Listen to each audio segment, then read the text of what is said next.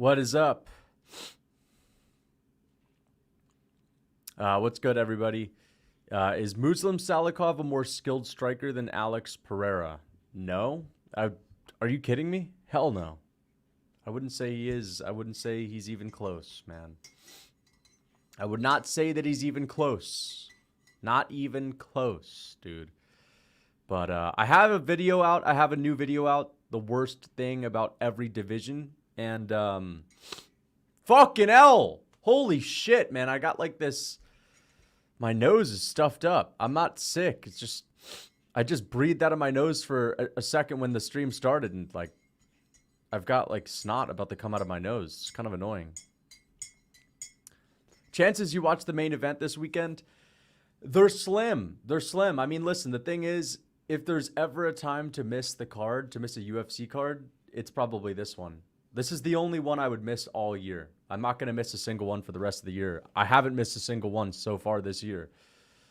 I missed one last year. Once I started streaming, the only one I missed was when I was sick. Or I wasn't really sick, but I was like, I felt like shit that day.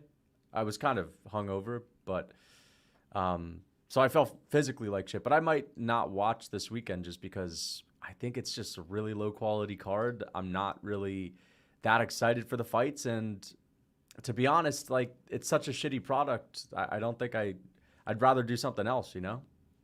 We'll see. I'm not saying no, though.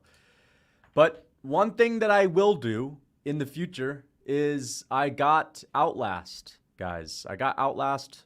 So we're going to be playing Outlast either today or tomorrow or the next time we live stream. Maybe the next time we live stream.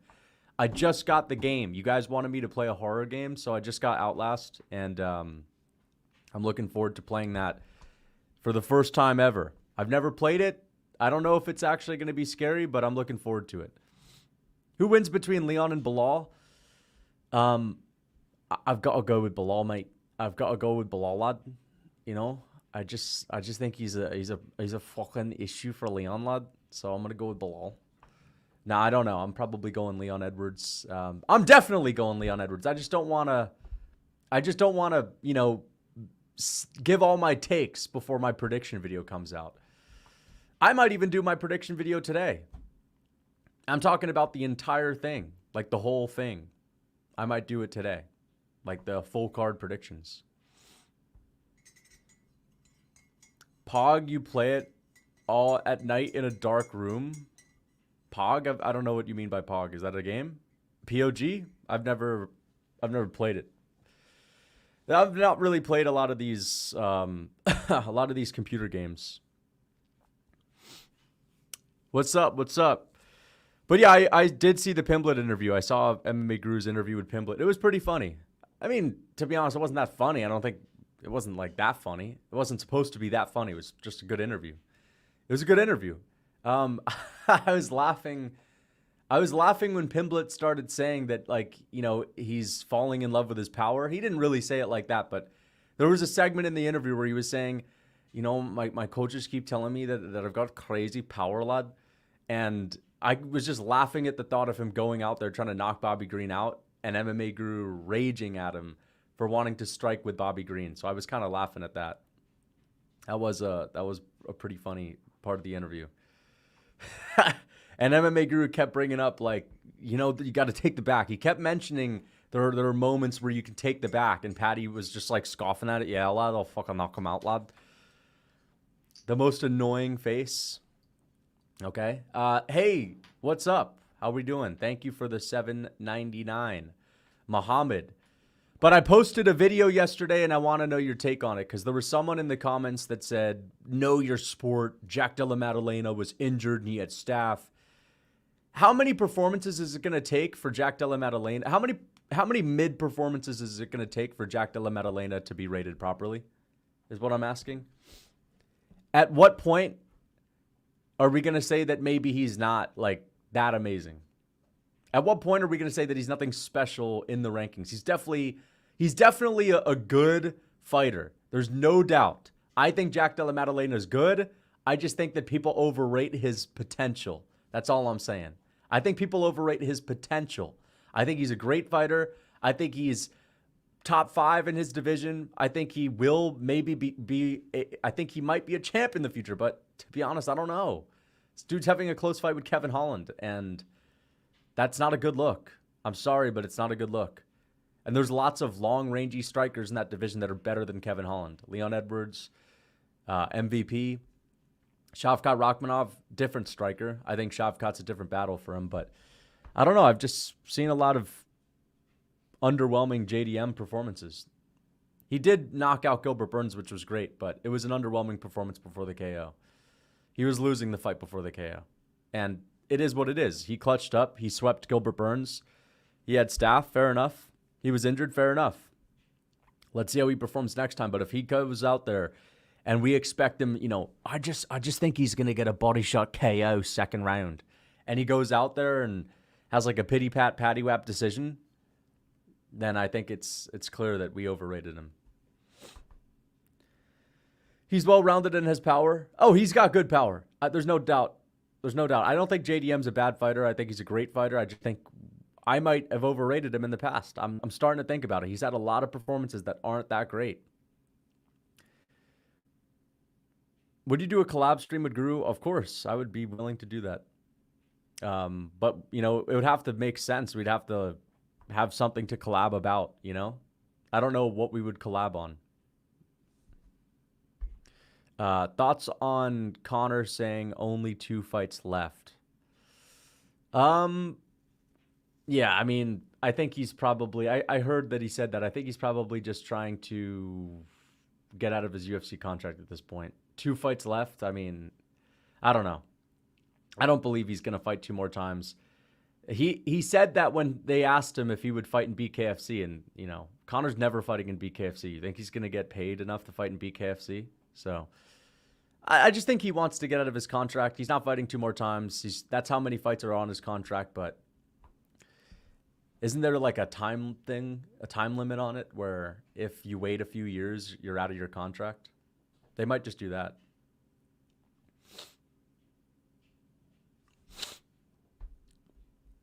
Dude, I gotta blow my nose in a second, guys. Need a fairy song. Oh, F Fairy? You mean like Fight Fairy? Need a Fight Fairy song like Bad to the Bone right now. Bad to the Bone, Macy Chiasson. Interesting. Thank you for the $2. I don't know what song. That is kind of the song. The Bad to the Bone song is the fitting one. Bro, is YouTube maxing? Yeah, the collab needs to make sense. It would need to be like, on maybe like UFC 300 would have been a good time for it because we could complain about that or something. Or if there's like a thing that we disagree on. Shavkat overrated too. He couldn't take down Jeff Neal and he couldn't take down Wonderboy in the first if he had to hold him against the fence. No, I think Shavkat's overrated as well. Yeah, I think he's overrated as well. Fair enough, Jeff Neal missed weight. But not being able to take down Jeff Neal is not the best sign. Hamzat could take down Jeff Neal. Even if Jeff Neal's missed weight by 4 pounds, Hamzat could take him down. Listen, overrated doesn't mean bad. It just means they're not as good as people make them out to be. They're not like unstoppable, unbeatable, insurmountable fighters. All right? JDM is beatable. Shavkat's beatable. I think Shavkat's less beatable, but still.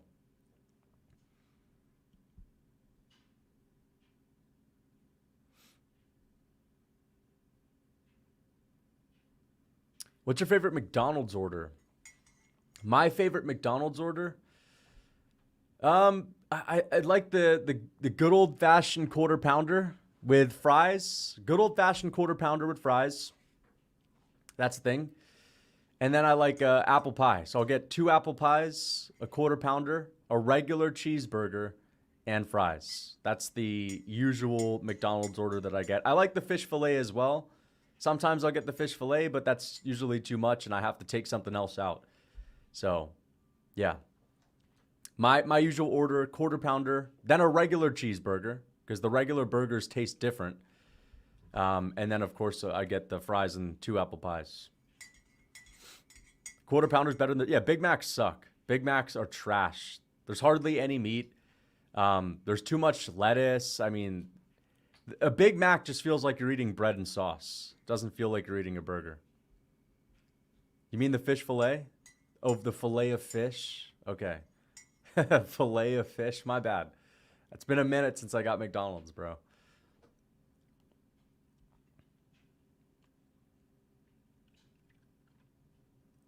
How's that a bad take? ESPN top 100 athlete list is a joke. Yeah, I know, dude. I saw that Jones and GSP are outside of the top 50. MMA fighters outside of the top 50. You know what? Let's look at it. Thank you for the 20 NOK. I appreciate that. Let's look at the ESPN top 100 athletes. Let's react to it. ESPN top 100 athletes. They'll probably have like Steph Curry at number 3. Steph Curry, bro. We got Steph Curry at number 3, bro. They'll probably have some who's that? They'll probably have Simone Biles, right? Is that her name? Simone Biles at the 9 spot. And the way they justified it is like, Simone Biles is one of the most generationally important athletes ever. She's done so much for our generation. You know the criteria. If the criteria that MMA Junkie has is dog shit for their own sport, ESPN's criteria is going to be dog shit for broad sports. Okay? They'll have Simone Biles at the number 8 spot.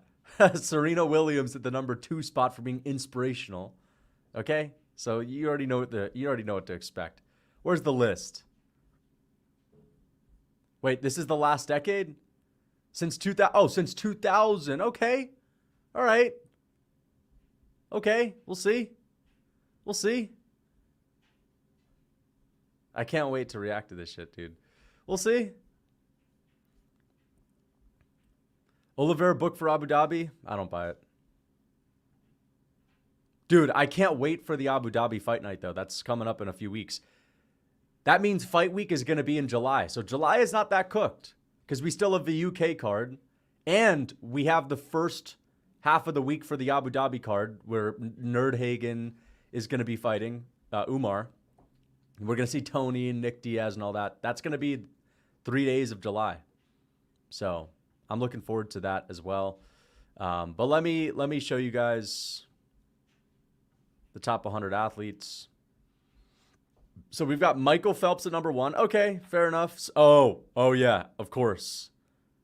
As I said, they're having Serena Williams at the 2 spot because she's inspirational. Let's actually read the reasoning. 23-time major champion, second most money, but it's women's tennis, dude. It's women's tennis. For every 200 men that go into, actually, there are a lot of women in tennis. For every 100 guys that go into, that's actually not it. For every like 50 guys that go into tennis, there's like, maybe 10 girls. For every 5 men that go into tennis, there's like 1 girl. Okay, so, come on, dude. Who the fuck is she playing?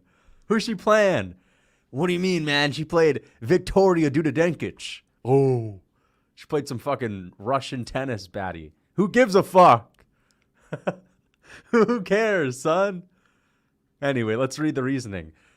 There's a little Williams that Williams didn't achieve during her record-setting career, including, but it might have been her last one that was the most improbable. She needed to win 1 more Grand Slam to break the tie with Steffi Graf. Steffi Graf is probably some old head woman. And then, 1968 Steffi Graf. I could fucking school Steffi Graf in tennis. Come on. Let's get on to the next one. Messi. Listen, my take on Messi is that he's not as famous as people think. Messi is not as famous as people think, dude. People act like this guy owns Americas. They act like he owns Americans. They'll have Messi. There's like a post of there'll be like a post of Messi with, I don't know, Tom Brady, and you'll have all the football fans being like, yo, so sick, this is awesome, and European fans are in there saying, dude, Messi literally doesn't even know who that is, dumbass. This is a fanboy to Messi. Like, Tom Brady doesn't even fucking know who Messi is either. Europeans and soccer fans and South Americans, they think that these soccer football players are bigger stars than they actually are. Okay? Messi is undeniably number 1. I'm just trolling right now. It's funny, though, because, like, You'll see Vinicius from Real Madrid. You'll see him at like an NBA game courtside, and people, there's like a guy in the chat, a guy in the comments will be like, "Yo, who's this guy?"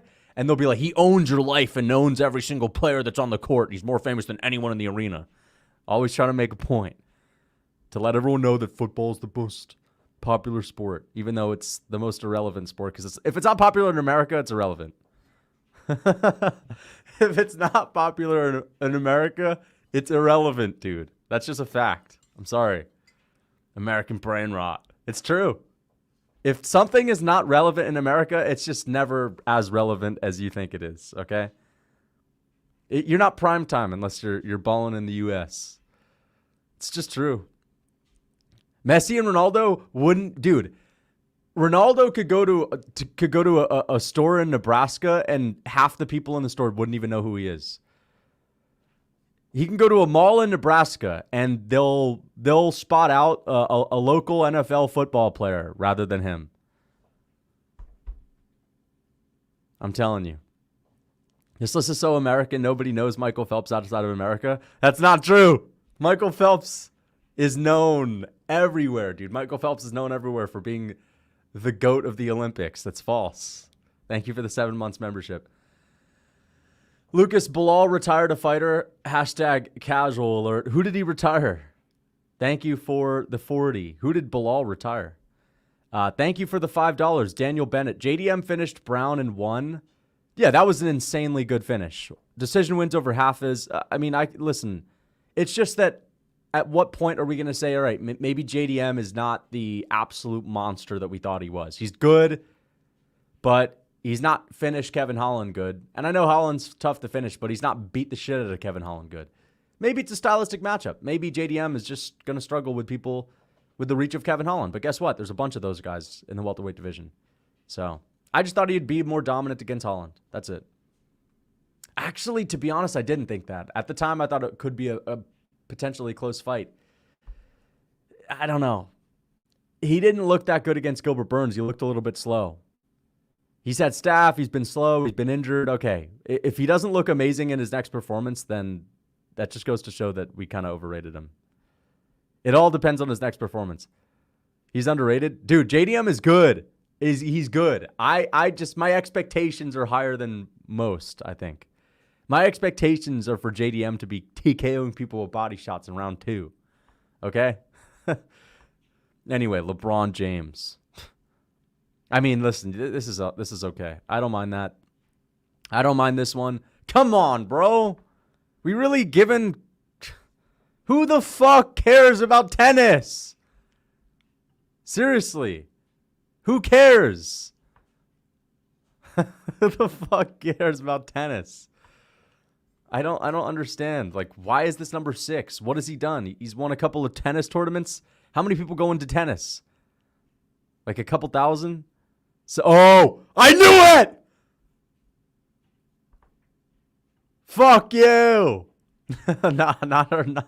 Like, dude, what the fuck? How is she in the top 10 and not GSP and Jones? Listen, this is the thing. Like, Volk should be here. Volk is a better all-time athlete than Simone Biles. No one cares what Simone... Dude, listen. Simone Biles, she's a tough cookie. I respect her. She's great at what she does. Okay? She's a great American Olympian. But, you know, what is the talent pool? It's like 5'2", stubby girls that go into gymnastics. And there's a million women's sports. Gymnastics is like on the less popular side, to be honest. There's as many people that go into gymnastics as people that go into volleyball. And those are like, the big sport for women is soccer, right? Soccer. There's more people that go into women's basketball than that go into gymnastics. I'm just saying, who is she competing against? And to be fair, gymnastics is a popular sport. That's true. Millions, but it's not the tens of millions that Volk is competing with. Sorry. That's the issue.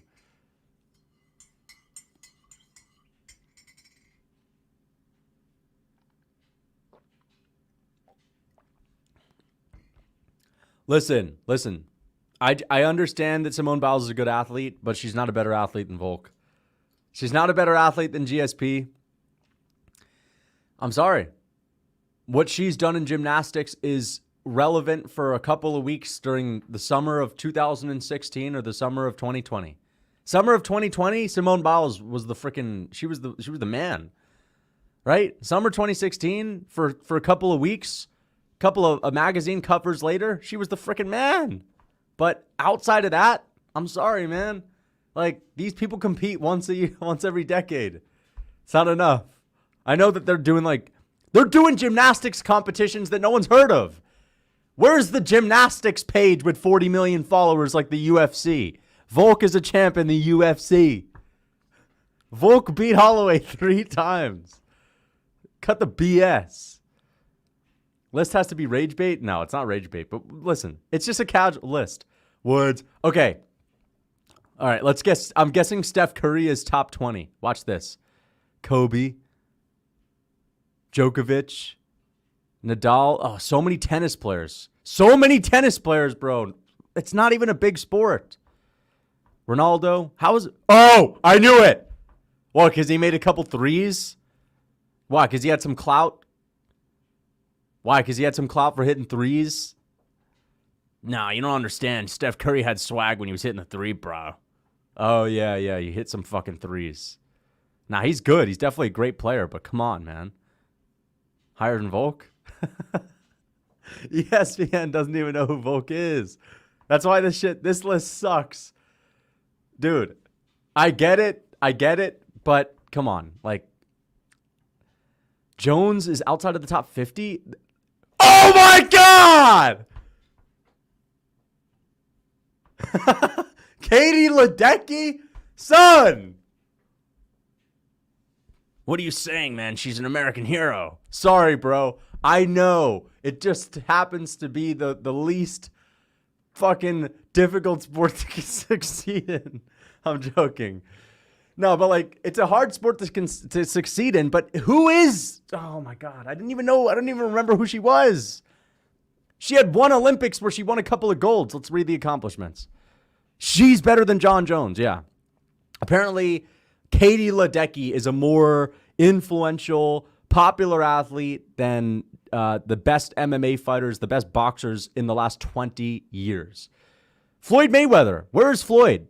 Where's Floyd Mayweather? But Katie Ledecky over Floyd, right? Where's Canelo? Right? Katie Ledecky over that.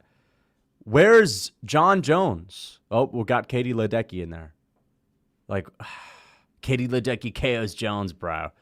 MMA is so much easier than swimming. I know that swimming is difficult. I'm not saying it's not difficult, but the talent pool, like, there are more people that go into MMA than swimming. That's just a fact. That's a fact. Now we're going to drop off a cliff when it comes to people going into something, and we're going to go to women's sports, and we're going to go to women's swimming. Okay? There's people that do women's swimming. How many out of 1,000 women?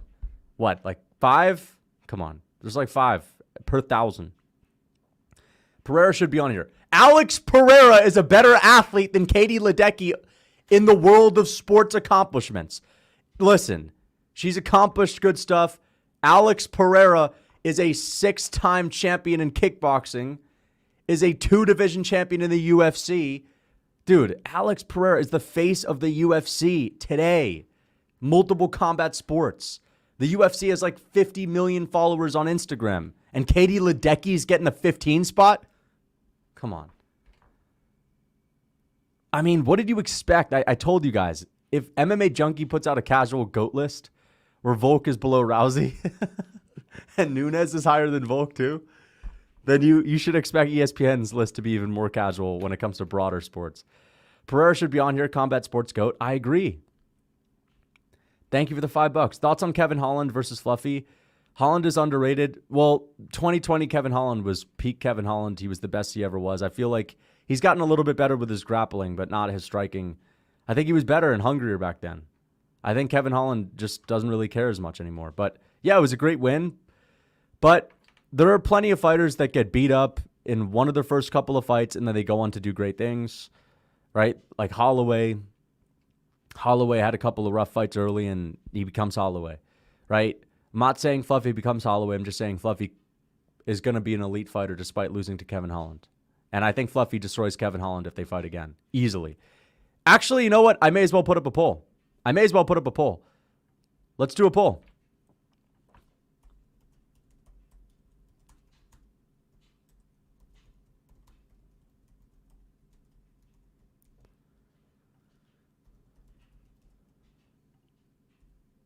Okay, who wins in a rematch? And don't be biased. Let's be honest. We know that Kevin Holland TKO'd him in the first fight. Who wins in a rematch? I think Hernandez ragdolls Kevin Holland and smokes him. I think he smokes Kevin Holland and ragdolls him. Yeah, most people go with Hernandez, exactly. No, man, you don't understand. Kevin Holland kneed him in the stomach and got him out of there early. Well, there you go. The whole invalidating women's accomplishments in sports thing is a new low for you. Definitely small D energy. I'm not invalidating Katie Ledecky's accomplishments in and of itself.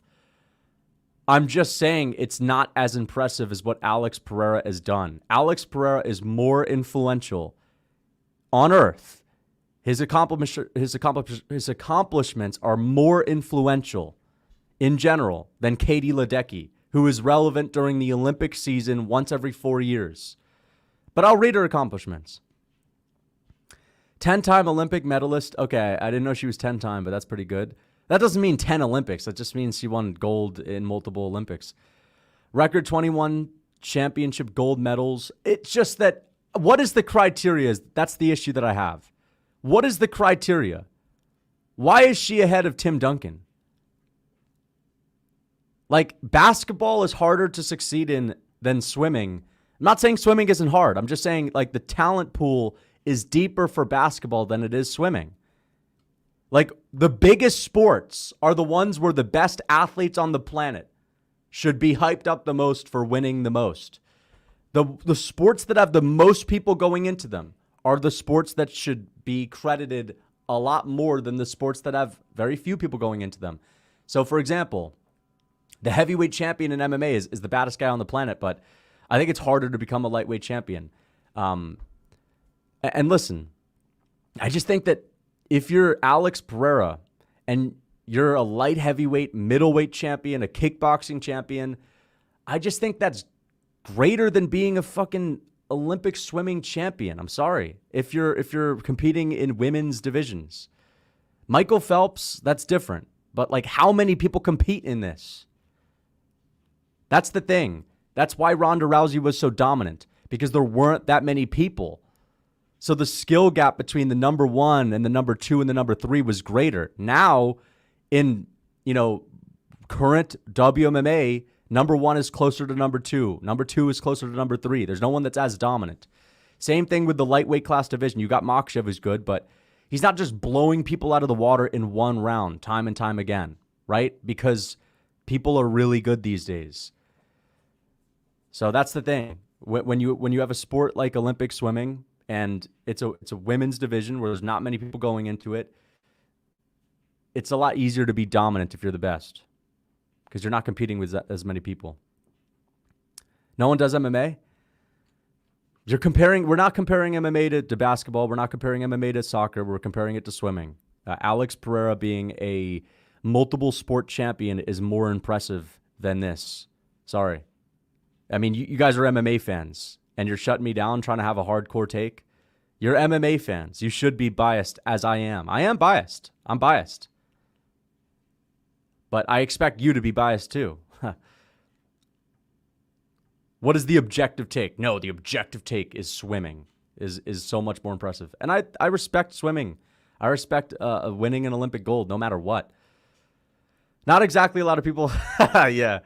Not exactly a lot of people trying to be heavier weight class kickboxers or MMA fighters either. MMA Guru coming in here talking about heavier weight classes being trash in the upper weight classes for kickboxing. But it is kind of true.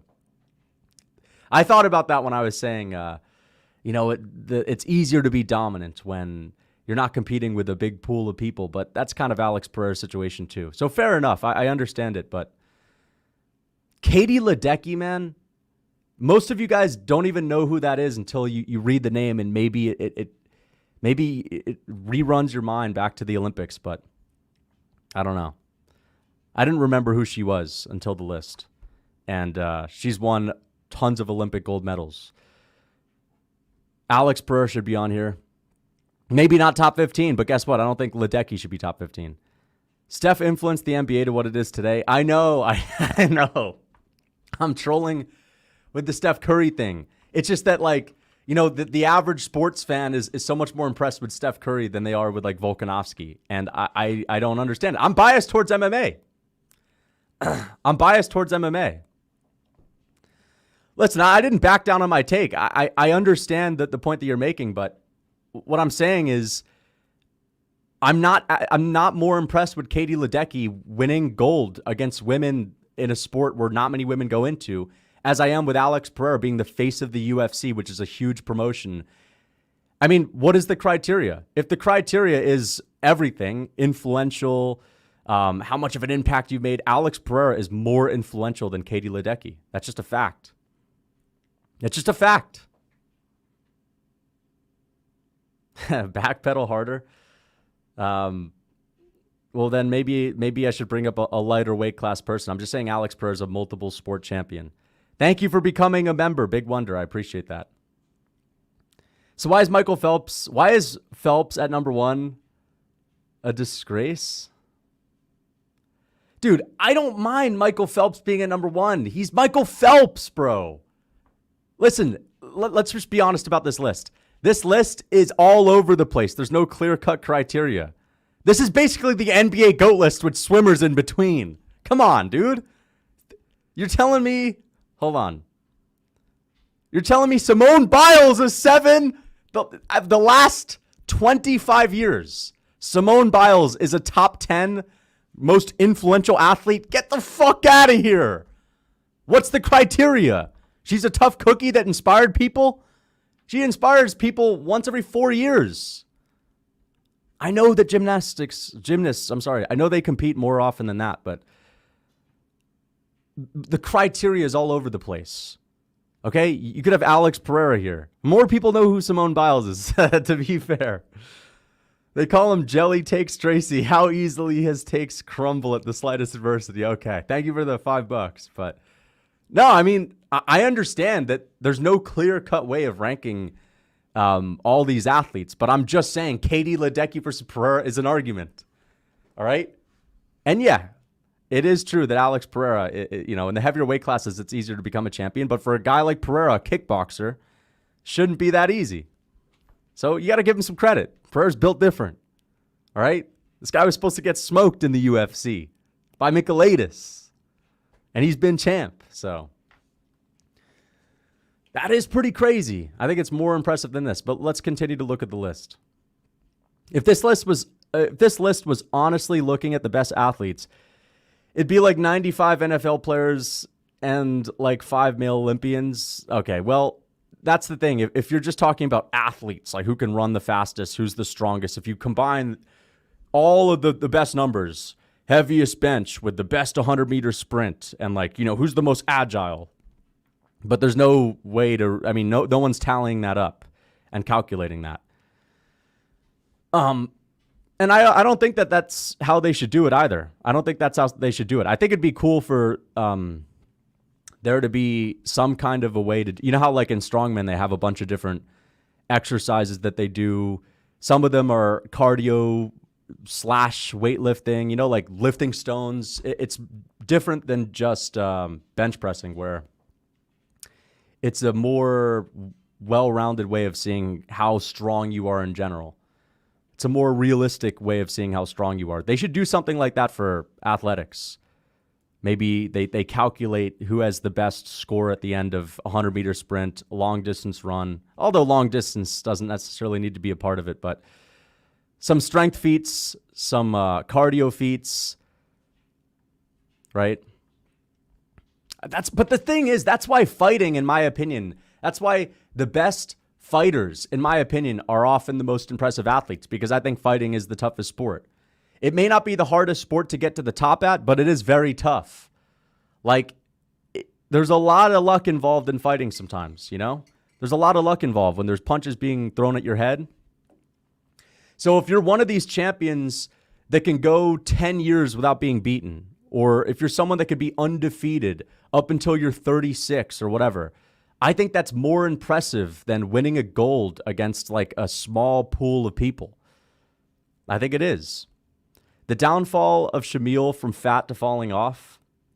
Shamil's still fat. What are you talking about? He's not on a downfall. Thank you for the $2. Izzy is on the list. No, he's not. I don't believe it. I don't believe it. We'll continue to react to the list. We'll continue to react. Bro, missed 50 donuts? I didn't miss 50 donuts. I'm catching up. Why are they favoring the pipsqueak sports, then the hardest sport in the world, MMA? Also, Nebraska big bros Ronaldo. Very true. Ronaldo is not that big of a star in America. People don't understand it. He's a big star, but, you know, put him in Nebraska. No one knows who he is. All right? They know some linemen for the Kansas City Chiefs. They don't know fucking Ronaldo. They'll freaking push him out the way to say hi to some fat lineman. They'll probably mistake some fat guy for a lineman and just think he's a lineman because he's fat and try to get a picture with him over Ronaldo. They'll think he's the freaking janitor or something like that. Europeans and freaking football fans in general aren't going to like that, but it's true. I'm kind of half kidding, but Diaz bro's outside the top 10. Hell, man. Listen, you guys should be biased. We're fight fans. I don't know why you guys are totally okay with. Is this like some hardcore take? No, man. Katie Ledecky she's just got to be in there. You know, she's Katie Ledecky. You don't even know who the fuck she is. All right, let's get on. Patrick Mahomes. Okay, so winning a Super Bowl. You know, this is the thing. I guess being a quarterback is the most. Like you have a lot of power as the quarterback. Like a good quarterback makes the team. A shitty quarterback breaks the team. I get it. But why Mahomes and not why not some of the other people on the Chiefs? Is the quarterback that, you know, does the quarterback play that much of a role in whether a team wins? I guess they do, right? But a Super Bowl championship is the equivalent to a gold medal? You know what's more impressive? Beating Brian Ortega is more impressive. Patrick Mahomes is not. They act like these guys are one-man teams. Okay? They act like these guys are one-man armies. They have like 20 people on the field helping them out. And they get all the credit. That's what I don't understand about football. Like, no one gives a fuck about anyone else other than the quarterback. And every now and then there's like an oddball, some running back that's like popular at the time. You know? There's like 20 guys on the field. You're giving Patrick Mahomes 18? He's got 20 people to help him out. Basketball is different. There's only, 5 people on the court for each team at a time? It's different. Where's Anthony Smith? Anthony Smith should be in here. Anthony Smith should be top 100 for what he's done for the sport. Lucas, who would you pick to win? Orc, Barge Mode, Vittori, or drained middleweight version of Pereira? Dude, Pereira. Vittori's not good enough to consistently take down Pereira or hurt him. And he's not smart enough to hurt him because Vittori could maybe just barge his way through him, but he would focus on winning the outside foot battle and shoot a takedown once every 10 minutes. Like, he would lose. I think Pereira would beat the shit out of him. Pereira would beat the dog shit out of him. Like Cannonier. Let's not forget, Pereira, his gas tank held up at middleweight. He never gassed out hard at middleweight. I show speed made Ronaldo? True. Thank you for the $2.99. Patrick Mahomes is set to be the GOAT of football, which is the sport at the top of the country. Okay, no, I understand it. Listen. I understand this guy's won a bunch of Super Bowls and he's like a phenom. But because I'm not a big football fan, like I don't know how impactful quarterbacks are on the team. Like I get it that they're the most important position, but still. He's 18 and there's been teammates of his that are very important that have won multiple Super Bowls with him, but won't even ever be brought up. People don't even know who they are. So I guess maybe the quarterback is the important role player on the team. Huge impact. Maybe that. I mean, I get it. You're the one throwing the ball. You got to be accurate. You got to make plays. You got to be high IQ when it comes to playmaking. Right? You're the captain. That you know you're in charge of the camaraderie and all that. Patrick Mahomes, Lewis Hamilton. Oh my goodness, dude, bro, who is he competing against? Who is he competing against? Seriously. I'm fucking tired of this shit. Like, this is the thing. Hold on! Fuck! Dude, wait! This is what my argument is. Alex Pereira is competing against Yuri Prohaska, son. He's competing against Jamal Hill. Loudmouth Hill. Jamal Hill's got hundreds of thousands of followers. Jamal Hill's on YouTube making... Dude, Jamal Hill beat the shit out of Jamal Hill beat the dog shit out of Glover. That's what I'm saying. That's why Pereira should be on the list. Pereira beat Adesanya, who's like a well-known athlete. Who is Lewis Hamilton beating in a race? What do you mean he beat... I don't even know the names. What do you mean? He beat Steven Macedano, bro. Who the fuck is that? Who did Katie Ledecky beat in a swim? That's the point that I'm making. Who did they beat? If I tell a random person on the street that knows nothing about MMA, nothing about swimming, and I say, man, who came second place to Katie Ledecky? They'll be like, who? If I say, you know who, Alex Pereira? They'd be like, no. But I'd be like, yo, he beat Adesanya. And they would say, oh, maybe the Stylebender guy, yeah. And I would say, yeah, he beat that guy and he beat Sean Strickland. He's the guy, yeah, the Strickland guy, yeah. You get what I'm saying? That's the issue. We know who Pereira's fighting. He's fighting legends. He's fighting people that we know. That's why they should be on the list. Volk beat Max Holloway 3 times. He's better than Lewis Hamilton. I don't give a fuck if Lewis Hamilton made more money. Lewis Hamilton's here because of his net worth. Well, we got to put Lewis Hamilton in here because, he's got a high net worth because he's a racing guy. Oh, great. Who does he beat? I guarantee you there's some car people in the chat that are pissed off at this, but you get my point, man. The UFC is the greatest sports promotion on the planet. I rate being a double champ, a multi-sports champ higher than this shit. I'm sorry. I'm biased. I know ESPN would never put Alex Pereira in the top 30. I get it.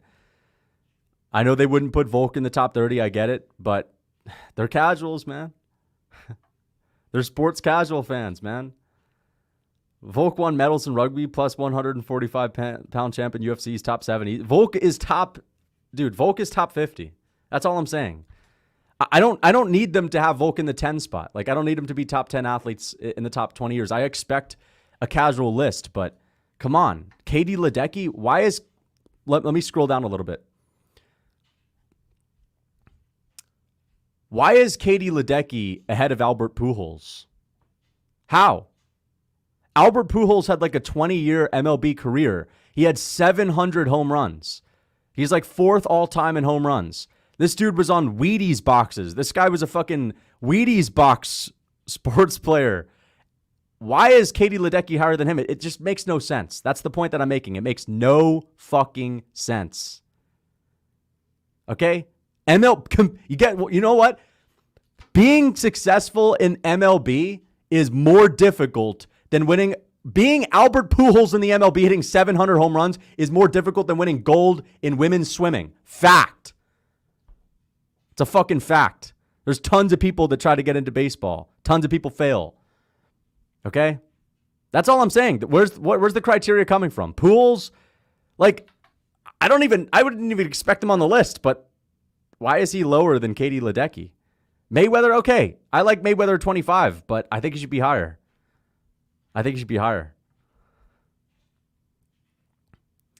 If we're talking pure athleticism, I bet you Pereira runs a 100-meter looking like Clayton's World with his hip dysplasia. He probably does. I mean, Pereira moves around like a zombie. Thank you for the $5, MMA Guru. Pereira moves around like a zombie, but fighting athleticism is different than the usual athleticism, right? Take one of these 100-meter sprinters, right? I guarantee you they'll look like an absolute doofus throwing punches, all right? They'll look like a doofus wrestling. Maybe you could make the argument that, oh, well, they're at their base more athletic, so they'll succeed at it if you put them in it at a young age. But we don't know. Jumping high, running fast is not the end-all, be-all of sports. There's some really high-level wrestlers that have great genetics for wrestling. whether that's toughness, whether that's like, a certain type of agility, right? I think combat sports have very different requirements for athleticism. Not completely different. Like, of course, being explosive is still really good for combat sports. But Pereira is somewhat explosive. See that guy throw a scissor flying knee? He's a fucking freak athlete when you see him throwing a scissor flying knee. I think there are different types of athletes. Some of these NFL players, for example, I know that we've only seen the runt of the litter, but some of them, they're probably not that great when it comes to wrestling. Even if they trained it at a young age, I guarantee you they might not hit that same peak as some of the other fighters that we're used to seeing. I don't think that the running high and jumping is the end all be all. I think it depends on the sport. Get on with the list. Thank you for the $2. Volk won medals in rugby. Yeah, we already read that. Otani with a bat versus Ngannou. Who wins? Oh, definitely Ngannou. I know Otani with a baseball bat's dangerous, but Ngannou would still find a way. Where's Anthony Smith? I agree. Dude, bro, Shohei Otani. Dude, I'm sorry. Shohei Otani should be on this list above one of these people, okay? Shohei Otani is like a once-in-a-lifetime athlete. He's an elite pitcher, an elite hitter, and he's not just good at either. He's like the best at hitting. He's like the best at pitching. Maybe not the best at pitching, but he's like top 10 in the MLB at pitching and top 3 in hitting. Like, that's insane. That's more impressive than Katie Ledecky. I'm sorry. Pujols, Mayweather, Peyton Manning. It's like there's just no criteria. There's just no criteria. It's just who do we think is the most inspirational? Look at the top 10. Dude, 15 through 25 is better than the top 10. I'm sorry. Look at this. Simone Biles at 7. Where's Katie Ledecky? Serena Williams at 2? Bro, stop. Stop the BS, please. I understand it's impressive. Dude, they're all impressive. These people are all impressive. They're all impressive. They're all amazing athletes. But what's the logic of those 3 tough cookies being in the top 10? It's just because it's a pat on the back. It's thank you for your service. Thank you for inspiring. That's what it is. It's thank you for your service. It's the thank you for your service award. Thank you for your service. Thank you for inspiring all the girls around the world. That's basically what it is. So we can stop hating on it. I understand where it comes from. It comes from a good place. ESPN never claimed to have good criteria, so it's all good. Good for them. Good for them. How the fuck is Kevin Garnett at 23? Not even 23 in the NBA. It just makes no sense, dude. It makes no sense. And he's higher than Albert Pujols, right? Yeah, bro. I'm sorry. Albert Pujols has had a better career than Kevin Garnett. But Kevin Garnett, guess what? Kevin Garnett was more popular because he had a more recognizable face in the late 2000s, whereas Pujols was more recognizable and to be honest, Garnett was recognizable in the early 2010s, whereas Pujols was recognizable in the early 2000s. But Pujols has had a better career. Randy Moss. I mean, listen, I know Randy Moss is great, but how did he work his way into the 27th spot above Volk? That's what I don't understand. That's what I don't understand is how he's above Volk. Randy Moss doesn't have a better career than Volk. Now, is it more difficult to be Randy Moss than it is Volk? You may say, well, Randy Moss is competing against more people in a tougher sport. It's harder to be elite in his sport. Well, you may be right, but guess what? Could you create a more difficult opponent for Volk to beat 3 times than Max Holloway? Let's just be honest. Could you create a more difficult opponent for Volk to beat that's still popular, that's still one of the faces of the UFC than Max? Unfinishable, unstoppable cardio, unfathomable volume, great takedown defense, taller, rangier. Nah, dude, I'm sorry. Volk's better than Randy Moss. Max is slow. Genes literally aren't real. Take the Lysenko pill and the Pete pill. Genes are very real, man. Thank you for the 8 months membership. I appreciate that. Aren't real. Take the Lysenko pill. I don't really know what that is. The Pete pill? You mean the Ray Pete pill? I mean, I know Ray Pete. I think he's got rest in peace. He died, right? But he's definitely got good advice on nutrition. Jokic is a good pick. Jokic is a hardcore take. Jokic is a hardcore take. You know, people don't understand. Jokic is kind of like the Volk of the NBA. It's good that this is a real hardcore take.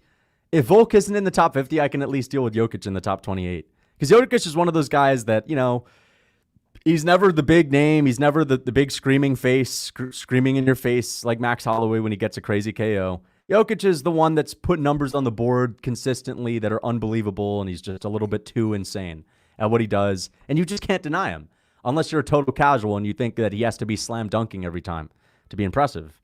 But, you know, I think it's a hardcore take to put Jokic up here. MMA is a niche sport. Nobody cares about this list. Please just move on. Okay, we're going to move on in a minute. Thank you for the 50, MX, Jesus Garcia. We're going to move on in a minute. I've never heard of this guy in my entire life, by the way. I just kind of want to see what it is. Mike Trout, I'm sorry. Mike Trout, maybe if they made this list 5 years ago, he'd be top 30, but not now. Mike Trout has been injured. He's been out.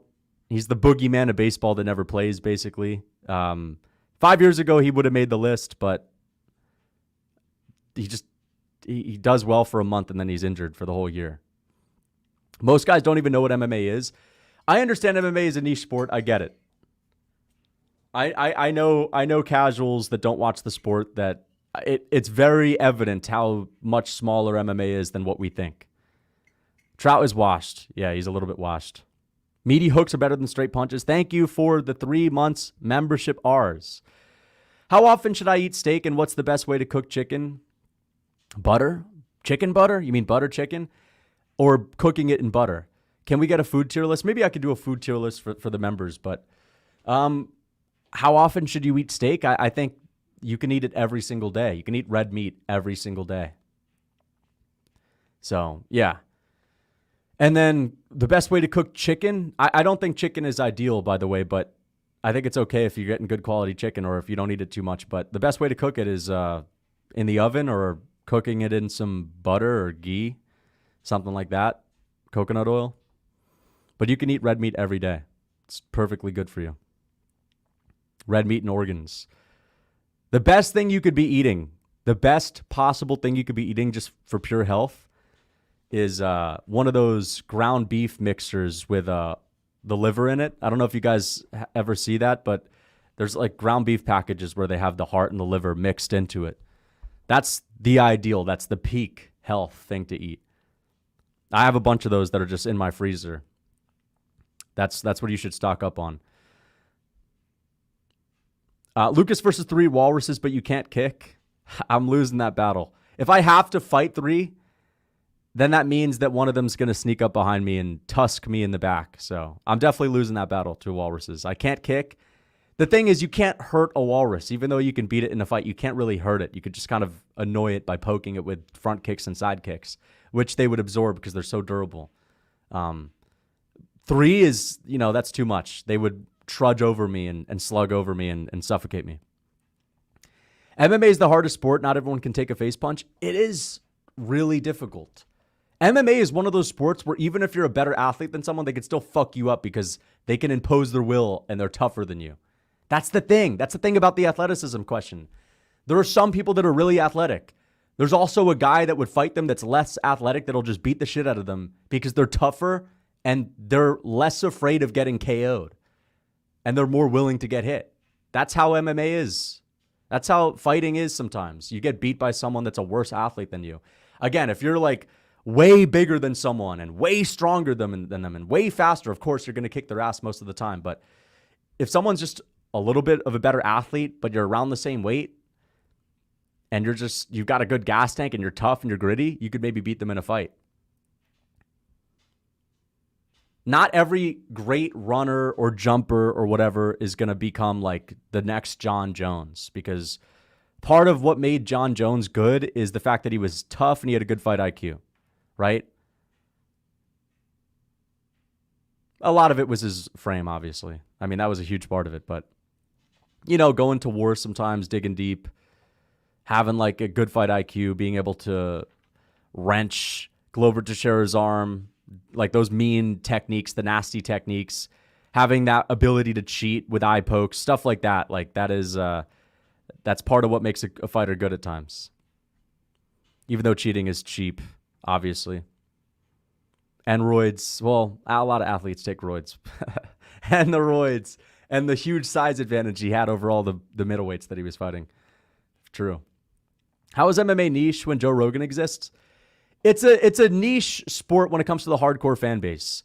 Hardcore football fans. There's a mega fan base for football. Hardcore fans. Like, there are hundreds of millions of hardcore football fans. There are millions of hardcore MMA fans, and maybe not even tens of millions. There's probably tens of millions, but how many hardcore MMA fans do you think there are? Maybe like 40 million on Earth, if you're being generous. That's kind of what we mean by niche. Because people know MMA. A casual person on the street, they know MMA. They know someone like Anderson Silva, Nate Diaz, Conor McGregor, Khabib. They'll be able to name maybe 5 MMA fighters at most. They'll be able to name Nate Diaz, McGregor, Khabib, Anderson Silva, and the stylebender Adesanya guy, right? Or maybe Jones, but that's it. Very rare. Very rarely will they be able to tell you, 10 people or something like that. They'll maybe even know some fighters that they can't remember the name of. They'll just know them by what they look like. Like Poirier's probably recognizable to some casuals. Maybe 10 mil. Oh, damn. I guess 40 million was way too high. 10 million is way too generous, you think? 40 million is too generous. I know you're trolling with the F1 take, but they required athleticism to drive an F1 car is truly remarkable. The required athleticism. What, to do this, son? No, I'm joking. Listen, I understand that it's very difficult. Like, I've driven a car. I understand that doing it at a high level where you're going 200 miles per hour and turning sharp corners is difficult. They pull G's equivalent to fighter pilots. Okay. I understand that it's impressive. I'm just kind of trolling a little bit. It's just that who are they racing against? Everyone knows Lewis Hamilton, but who's he going up against? He's like in the Pride FC days. He's Fedor fighting cans is basically what I'm saying. Even though I'm kind of joking, but do you think MMA in its current state will ever grow to the size of traditional sports? I think it could if you market it correctly, if you promote the fighters correctly. I think the UFC has done a great job to get the sport to where it is today. I think McGregor helped a lot as well. But I do not see it getting to the size of any of the more traditional sports unless you have people that are running the sport that are truly fans and truly passionate about it, because they're the ones that know what the fans really want. And if you know what the fans really want, then you know how to create fans, right? You know how to get people into the sport. So they need to have people that are fans that are making the decisions on how to market things. That's what I think. I think that if you got someone in there, like a mega fan, that was extremely passionate about building fights, that was making the calls to have Leon Edwards and Bilal do a face-to-face interview, I know people are going to say, dude, that wouldn't get the sport to grow that much. If you do that over the course of years and years, it would grow. I think it would grow, and I think it could get to a much bigger size. I think it could consume boxing. I really do.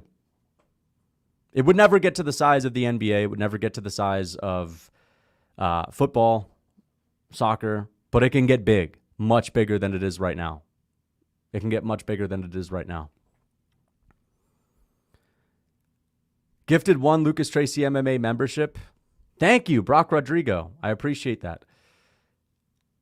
Bro, what do you mean you should eat red meat every day? People forget, man. Yeah, you should eat red meat every single day. Of course. You should eat red meat every day, whether that's liver or just muscle meat. Yeah. It's the healthiest thing that you could eat. It's the best protein source. Of course, dairy is fine. Yogurt, like I had Greek yogurt for breakfast with honey. So I think dairy is great, but red meat is king. Red meat is king. It's better than any other protein source. Every now and then, you don't need it every day. Like, you can have salmon if you want. You could have fish. There are good wild-caught fishes that you can eat, right? You don't always have to eat it, but I'm just saying you should eat it regularly. Yes. Breakfast is bad for you? I'm not buying into that. Eating when you're hungry is good for you. All right. If you're hungry in the morning, you should eat. If you're not hungry in the morning, you shouldn't force yourself to eat. F1 drivers lose 5 to 9 pounds per race. That's actually insane. That's pretty crazy. Where's Magnus Carlsen? Dude, shout out to fucking Magnus Carlsen. I'm actually curious to see if he's on the list as well. I think it's a little bit silly how they consider chess a sport just because you're not really moving around a lot. But, you know, I respect it. I've been playing chess again. I used to play a lot of chess. Not a lot, but like I used to play it daily on chess.com. I stopped and now I'm playing again. So I really like chess. I'm a big fan of chess. Lucas, thoughts on canned tuna? Canned tuna is probably shitty, to be honest. I mean, listen, tuna's all right, but you shouldn't be eating tuna often. You don't want to get heavy metals in your system, mercury. I don't recommend eating it often. And if it's wild caught, it's fine. But again, tuna is just one of those fishes that I would stay away from eating all the time. What elo are you on chess? I'm around 2,304. I think 2,335, something like that. Casual test, at least what moment? Lucas has a 150 elo. No, I'm joking. I'm like 1,982. Casual test at least exactly what moment a fight between John Jones and Curious George finished. Okay. At what moment is a fight between John Jones and Curious George finished? I don't know. At what moment? When Curious George rips his limbs off because he's a chimp and chimps are OP? Who knows? I know chimps are overrated, but yeah. Show us, man. I'm about 1,982, dude. It's not impressive. It's not impressive, son. It's not impressive. Okay? I'm 1,982, son.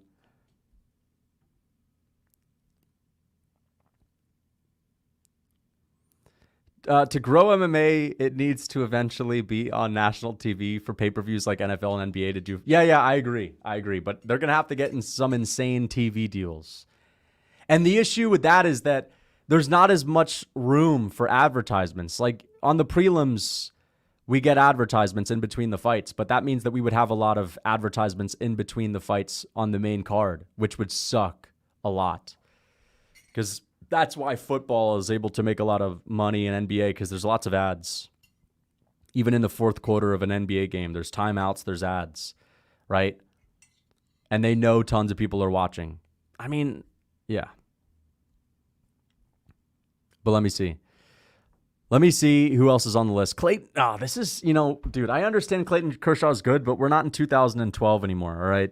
We're not in 2014 anymore when Clayton Kershaw was dealing and wheeling and dealing, dude. Clayton Kershaw has been mid for the past couple of years. How is he 31? Whoa, because he's from L.A. That's pretty much it. He's from L.A., and the people that made this list are from L.A., and they're Dodgers fans. That's probably it. We got to put him on the list, man. He's just a Dodger fan-friendly fan favorite, basically. What's your chest elo? I'm guessing 700. It's 1,982. I'm not even joking. It's 1,982, son. I'm joking. It's not. It's my actual rating is 1,070. No, I'm joking. It's 1,982. What? Bro, come on. Who is she? Miguel Cabrera? Dwayne Wade? No way, dude. Are you kidding me? Who is this person? 2012 WNBA champion and finals MVP, four-time Olympic gold medalist. 2011 WNBA MVP. Okay, so she's got a couple of WNBA MVPs, but this is honestly pathetic. I don't understand. I don't even know who this woman is. I don't even know who she is. And she's top 35. It's not even about that. It's just like Tamika Catchings. This is literally a fucking tap on the shoulder. Hey, thank you for all your service. Thank you for the service. And, thank you for inspiring all the girls around the world. That's literally what it is. Thank you for giving that speech to that college women's basketball team the other week. Thank you. That's basically what it is. She gave a speech to a college women's team and gave him a pep talk. Went to her old stomping grounds, and they put her on the list. That's basically what it is. Thank you for giving the speech the other week. DEI. Maya Moore. Oh, son. Mayo Clinic. No. Dude. They don't even have these fucking shitty ads in the NBA. You've got Mayo Clinic. Anyone with a Mayo Clinic advertisement on their shirt shouldn't be in the top 50. I'm sorry, bro. This is pathetic. Listen, she's good. She's good. And she would beat me in a 1v1. Doesn't change the fact that I would dunk on her. That's the issue. She'd beat me in a 1v1, but it doesn't change the fact that I'd freaking dunk on her, man. No, I wouldn't dunk on her. She's probably tall. She's probably like 6'2" or something like that. I'm telling you right now, if I were to 1v1 her, it would be a close battle. Just based on physicality alone. Based on physicality alone, I think I'd be able to do well. You guys think she'd just be able to like take the ball like this, palm it like this, and just toss it into the rim? No. Because I'm tall when it comes to jumping. I'm good for my jump. I'm a tall jumper. And I think I could easily swat down, because the thing is, women can't really jump. Women can't really jump very high. You see these dunks in the WNBA, they're like the least springy dunks you'll ever see. For whatever reason. I guess maybe you have the jumpers in the Olympics that jump high, but I don't know. Women can't really jump that high. They don't have any leap or spring. I think I'd be able to swat. I think I'd be able to swat a ball out of her hand. I think I'd be, you're 5'4". I'm 5'8", but I actually have hops. I'm 5'8", but I have hops. I'm not even joking. I have good hops. Agree, Lucas. Dude, you guys don't understand. I'm actually a good athlete. People don't get it. I am a good athlete for my frame. My frame holds me back. You guys are lucky I'm not 6'4", all right? Then I'd be the UFC heavyweight champ, but if I was 6'4" with my athleticism, I'd literally be an NBA MVP. I'd be a phenom in the NBA. With my athleticism, people don't understand this, dude. Short people have better athleticism, son. We're freaking agile, man. I'm agile. I'm fast. Oh, yo, I'm fast. I'm telling you I'm fast. That's the thing. If you made me 6'4", you'd make me more clunky and more oafy. I'd be more clunking around. It'd be great to be 6'4". It'd be great to be tall. Don't get me wrong. It'd be awesome. But for just pure athleticism, for pure hops, I don't know. I think I've got better hops. The thing is, people that are tall, like Jokic has terrible hops, but there's some tall people that have good hops, like LeBron, right? I have good hops, but I'm 5'8", and I'm fast as fuck. I guarantee you, how many people are in here? 514? I don't think there's more than 10 people in this chat right now that beat me in a race. 100 meters. I think there's at most 10 people out of 7 people now. There's 507, whatever the number is over 500. However many people there are over 500 maybe could beat me. But only those 7. Only the 7 people above 500 beat me in a race. I'm being serious. I swear I'm fast as fuck. I'm insanely fast for like a casual runner. Of course, if you put me up there at like a track and field competition with people that are my age, I'd get smoked because those people do it for a living. And, there's a big pool. Like I'm a big fish in a small pond, right? Those guys are the big fish in the big ocean. I get it. But in the pond that is the 500 people that are in this chat, I probably smoke most people in a race. I ran a 9.57 100 meter. That is pretty crazy. I've ran a good 13. My 100 meters is like 14, bro. I'm joking. It's not. I actually don't know what it is. I don't know what it is. But I'm telling you, I'm very fast in a sprint. Very fast in a sprint. I think middle distance is where I kind of am mid. And long distance, I'd say I'm good for the amount of muscle that I have. But not anything special in long distance. What's your time? I don't know my time. I have no idea what my time is.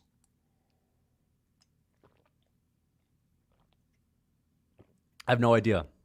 But what I'm saying is,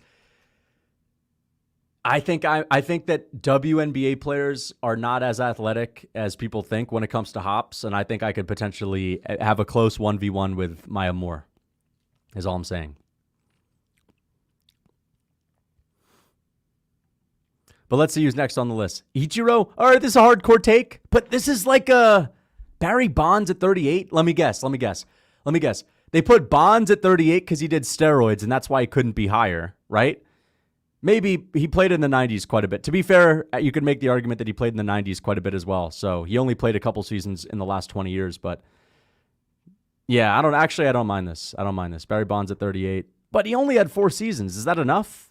He only had 4 seasons in the 2000s. Is that enough? I know he did steroids, but still. They should let people in baseball take steroids. I don't understand why they don't. I mean, I get it. You want to have a clean-looking sport, but baseball would be a lot better if they could all just juice up. If they could all take as much as they want. Would never happen, but it would be better. Barry shouldn't be in the top 100. Well, he only played a couple of seasons in the last 20 years. That's my issue with it, but yeah, he's definitely one of the best ever in baseball. Kevin Durant, 39. See, like, how is Maya Moore above Barry Bonds and Kevin Durant and Justin Verlander? I don't understand that. And Dirk. How is Maya... What? Dude. How is Maya Moore ahead of Dirk Nowitzki? That's insane. Dirk beat LeBron. Dirk shut LeBron down. That's the thing. For the rest of time, Dirk can walk around knowing that he got the better of the GOAT.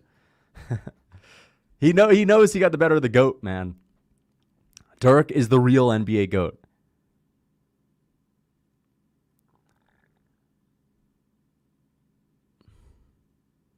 Giannis, this guy's overrated. I beat that guy one time. Yeah, true. Maya Moore, it's a simplest. Yeah, it's a simplest, exactly. Dirk has a statue in Dallas, and he's behind the WN player. Yeah, DI, true. Alex Rodriguez, this is a hardcore take. People won't like this, but this is a hardcore take. Alex Rodriguez, multiple MVP. I think he's close to 700 home runs, one of the best baseball players of all time. He took some steroids, but you know what? I don't really care if he took steroids for baseball. Who cares? Does anyone really care if he took steroids for baseball? I don't really care that much. If you take steroids for baseball, you have bonus points because you hit further home runs. That's my take. Bonus points if you take steroids for baseball because you make it more entertaining. Because it's a bit of a boring sport. 2011's final Dirk. People forget, man. True. 2011's final Dirk. You know how they have like the highlights of LeBron with the Dark Knight theme music in his best playoff run? What was it? Heat LeBron that beat the Celtics? What was that? 2012 LeBron? Was it 2012 LeBron that was down 2-0 against the Celtics? When was that? When was that peak LeBron? You seen the new Cage Warriors champ, Desmond Benjamin, highlights eye test? I can check him out. Jordan is better than Bron? His competition wasn't. That's for sure. 2010? Oh, was it 2010? It was down 3-2. 3-2. 2012? 2012 is where he lost to Spurs. So 2010 LeBron was the one where he was like going off on the Celtics, down 3-2 with the headband.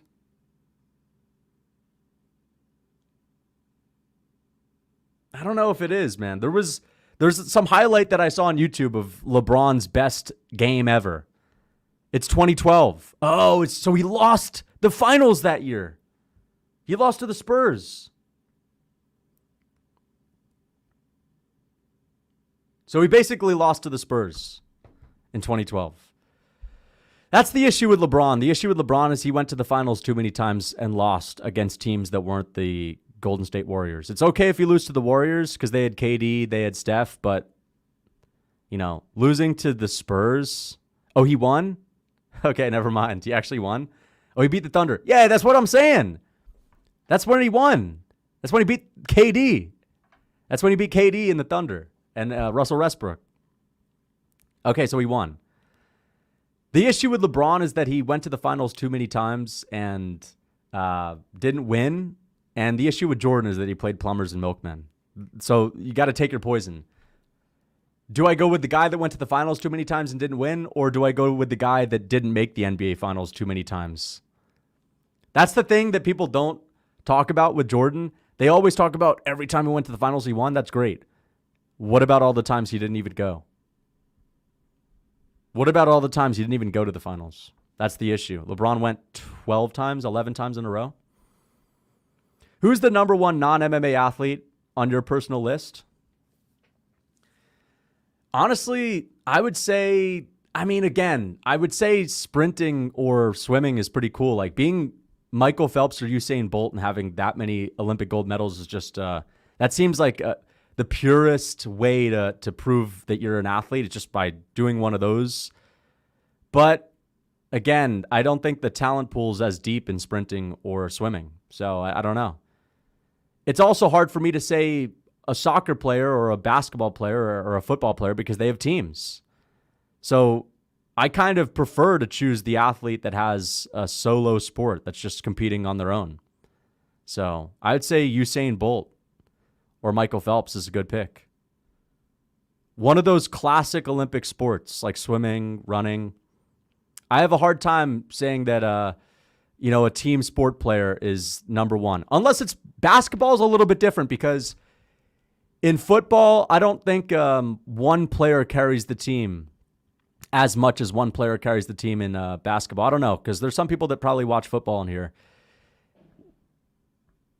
The best player in the world in basketball, do they have more of an impact on their team winning than the best quarterback in football?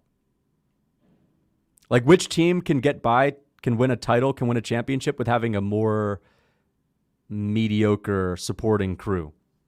Is it the basketball player that can get by with a more mediocre supporting crew, or is it the quarterback? QBs, you play all games. That's true.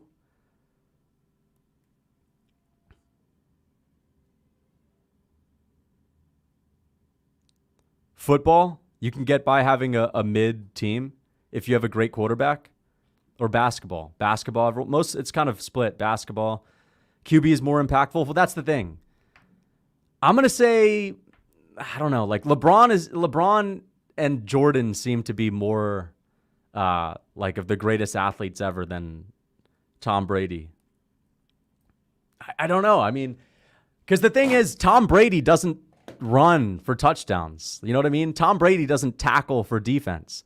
That's why I'm going to choose the basketball player over the football player, because LeBron can be on the defense and he could be on the offense. LeBron can, you get my point. He can be on both sides of the ball, whereas the quarterback has just got one role. That's to make the plays, which is important, and it's to throw the ball and to, run a little bit and throw the ball. But yeah, I think the best basketball player, the most well-rounded basketball player, should be higher than the most impactful football player for that reason. Yeah, he's unathletic. He just throws the ball. Well, he's a good athlete because he throws the ball really well. That's the thing. It's all different. You could be really fast but not throw the ball accurately, and therefore you're not going to be the most important guy on the team. So that athleticism is important. That is a part of it. Hand-eye coordination, that's a part of it. Arm strength. Who gives a fuck about American football? True, yeah, that's true. Yeah, American football is whack, bro. Let's talk about Vinicius and Real Madrid players.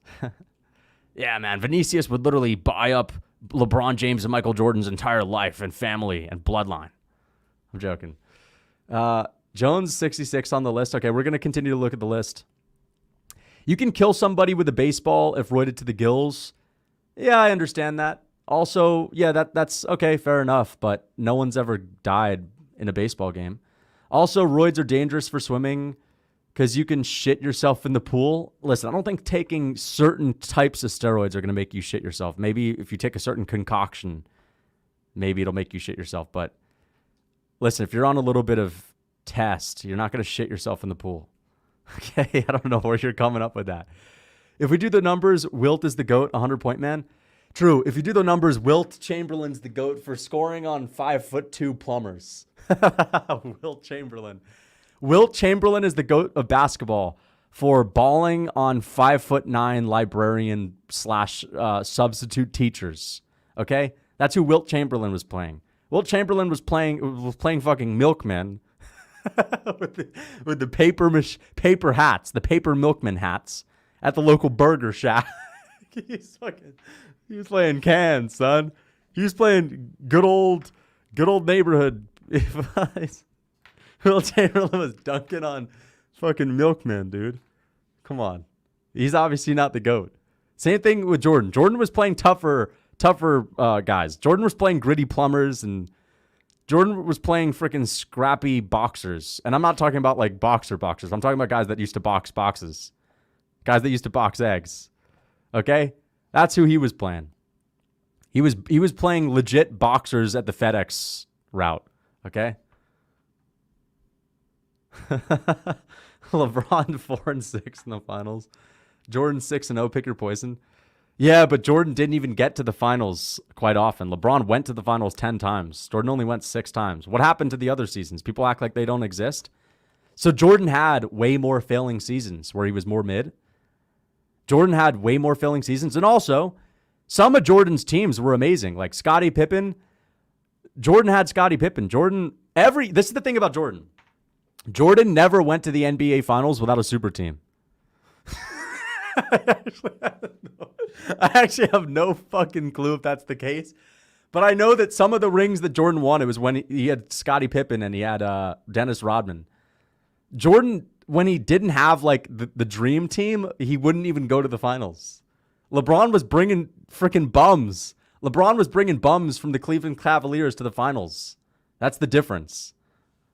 LeBron had Wade. Yeah, he had Wade, Bosh, and Allen. That's a year that I'm not talking about. I'm talking about when LeBron would lose with the people that he had from the Cavs. LeBron won the championship with Kevin Love and Kyrie Irving. Kyrie Irving wasn't like known as being that amazing.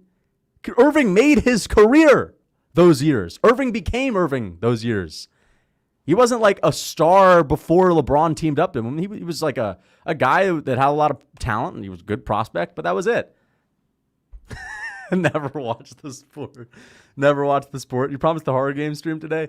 Dude, I got Outlast. I'm going to play Outlast.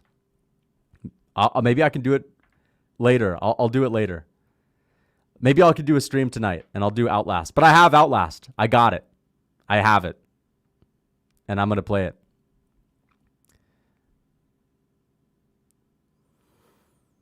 Desmond Benjamin. Desmond Benjamin. MMA. Cage Warriors.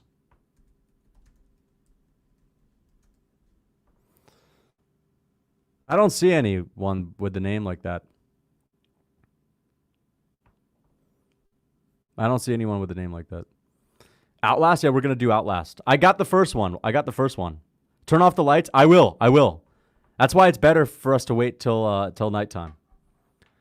I'll turn off the lights and yeah, we'll do it. It'll be fun.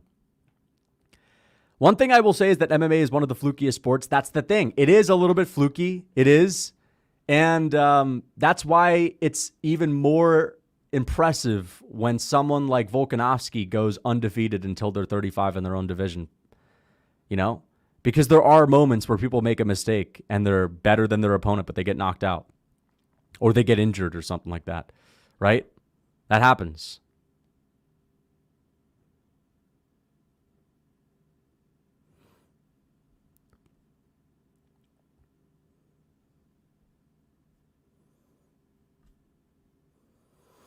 Um, 14 better pure strikers than Islam on my shorts right now. 14 better pure strikers than Islam on my shorts right now. Oh, I mean, pure strikers? I'm sure there are 14, but you have to grasp at straws. I mean, yeah, like Jan, O'Malley. There's a couple of them, but I don't know if there's that many. And you probably have a couple on there that I guarantee you Makshev could outstrike. I guarantee it. Probably a couple on there. Dude. Michaela Scherfrin, 3-time Olympic medalist in what? In Winter Olympic skiing? Okay, whatever. But, like, I just want to know how they're ranking this. That's all I'm saying. Like, listen, she's fine. She's fine. She's fine. But, you know, who are some other famous women's athletes? Who are some other famous women's athletes? There's probably that are more known than her. Oh, Nunes. To be honest, Nunes beating up people that just go to the gym to talk after a jiu-jitsu workout. That's kind of a lot of women that go into MMA. They go to a jiu-jitsu gym, they talk, they like the community and the friends and all that, and they decide, you know what, let me give this thing a try, let me fight. Next thing you know, they're in a title fight with Amanda Nunes. So, to be honest, it is probably a lot harder to get to the highest level of skiing than it is getting to the highest level in WMMA. But I still think Nunes deserves a spot on this list. I still think she does. Where will you stream Outlast? On YouTube. We're going to do it on YouTube.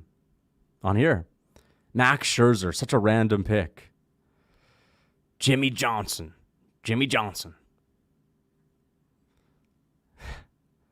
Who the fuck is this? Does anyone know? Okay.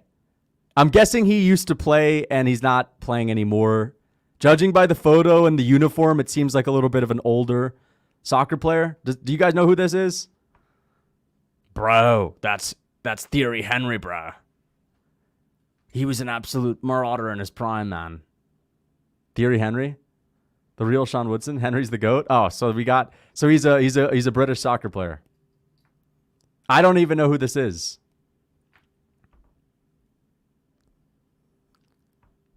GOAT, he's an Arsenal player? Okay. Fair enough. But he's not playing anymore. Yo, I'm not a football fan. Not only am I not a football fan, I don't know everyone in the UK. I know Rooney. Rooney is the GOAT. Rooney's the real GOAT. I know Haaland. I'll literally, you know what? Let me name all the active football players that I know. Vinicius, Luka Modric. I just know the name, Luka Modric. Messi, Ronaldo retired, Mbappe. I said Haaland, right? Greeley. Isn't there a guy named Greeley? Isn't there a Greeley guy? Luka Modric. I think that's all the ones I can name, to be honest. I think I can name like 5 football players. That's the thing. No, there's someone else. There's got to be someone else. Who's that guy with the freaking? Who's the Brazilian on? Who's that? Who's the Real Madrid guy with like a fro? I forget his name. He's got like 40 million followers on Instagram. I literally can only name a couple, to be honest. I'm an absolute casual when it comes to football. Neymar, yeah, Neymar. But that's basically it. I don't know Marcelo. Unless that's the guy. That's the guy you're talking about, Marcelo. Okay, that's the guy you're talking about. Yeah. Yeah. That's the thing. You know, you come to America, your Real Madrid 50 million follower Instagram football player can walk down the streets of New York, and they're getting shoved out of the way to talk to I Show Speed, right? Pele. Pele. Pele's pretty good. What team does Pele play for right now? Is he on Real Madrid? No, he's playing in Bundesliga, right? I'm joking, dude. Pele, dude. Pele's a goat. Pele's one of the goats. But I'm more of a Maradona guy. Because, you know, everyone talks about Messi versus Ronaldo. I'm more of a Maradona and Pele guy. I'm more of a Pele and Maradona guy.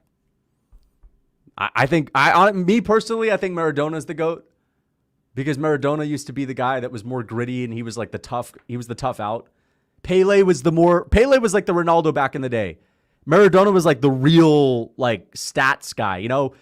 Ronaldo and Messi is basically Jokic versus Giannis. You know, Giannis is the flashy guy that dunks. Ronaldo's the flashy guy that scores.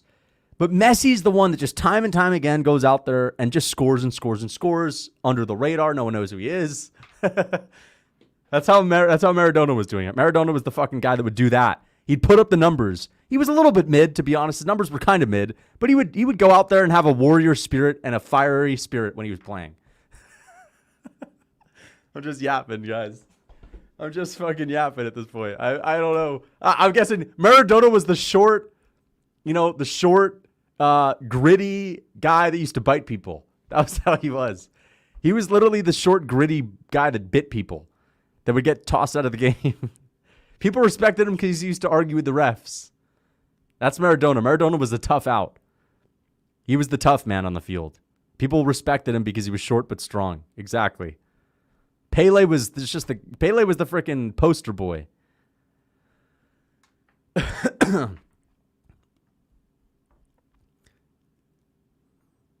Aitana Bonmati. Where's she from? She's Spanish? She looks Spanish. Okay. All right. I've never heard of her in my life. I would think that some of the U.S. women that won the World Cup 5 times would be here, but okay. That's fine. Yeah, I know this guy. Zidane. I know this guy. Steve Nash is a hardcore take. Steve Nash is a real hardcore take, though. Because the thing is, Steve Nash was better than Shaq. And everyone complains that he robbed Shaq that one year, but Steve Nash was better than Shaq. Even though, Shaq was dunking and Shaq was the guy that was putting up the big numbers, Steve Nash was the guy that was running around passing. I'm joking. Steve Nash, I'm sorry. How the fuck did this guy ever win an NBA MVP? He's like a poor man's John Stockton. He's a poor man's John Stockton.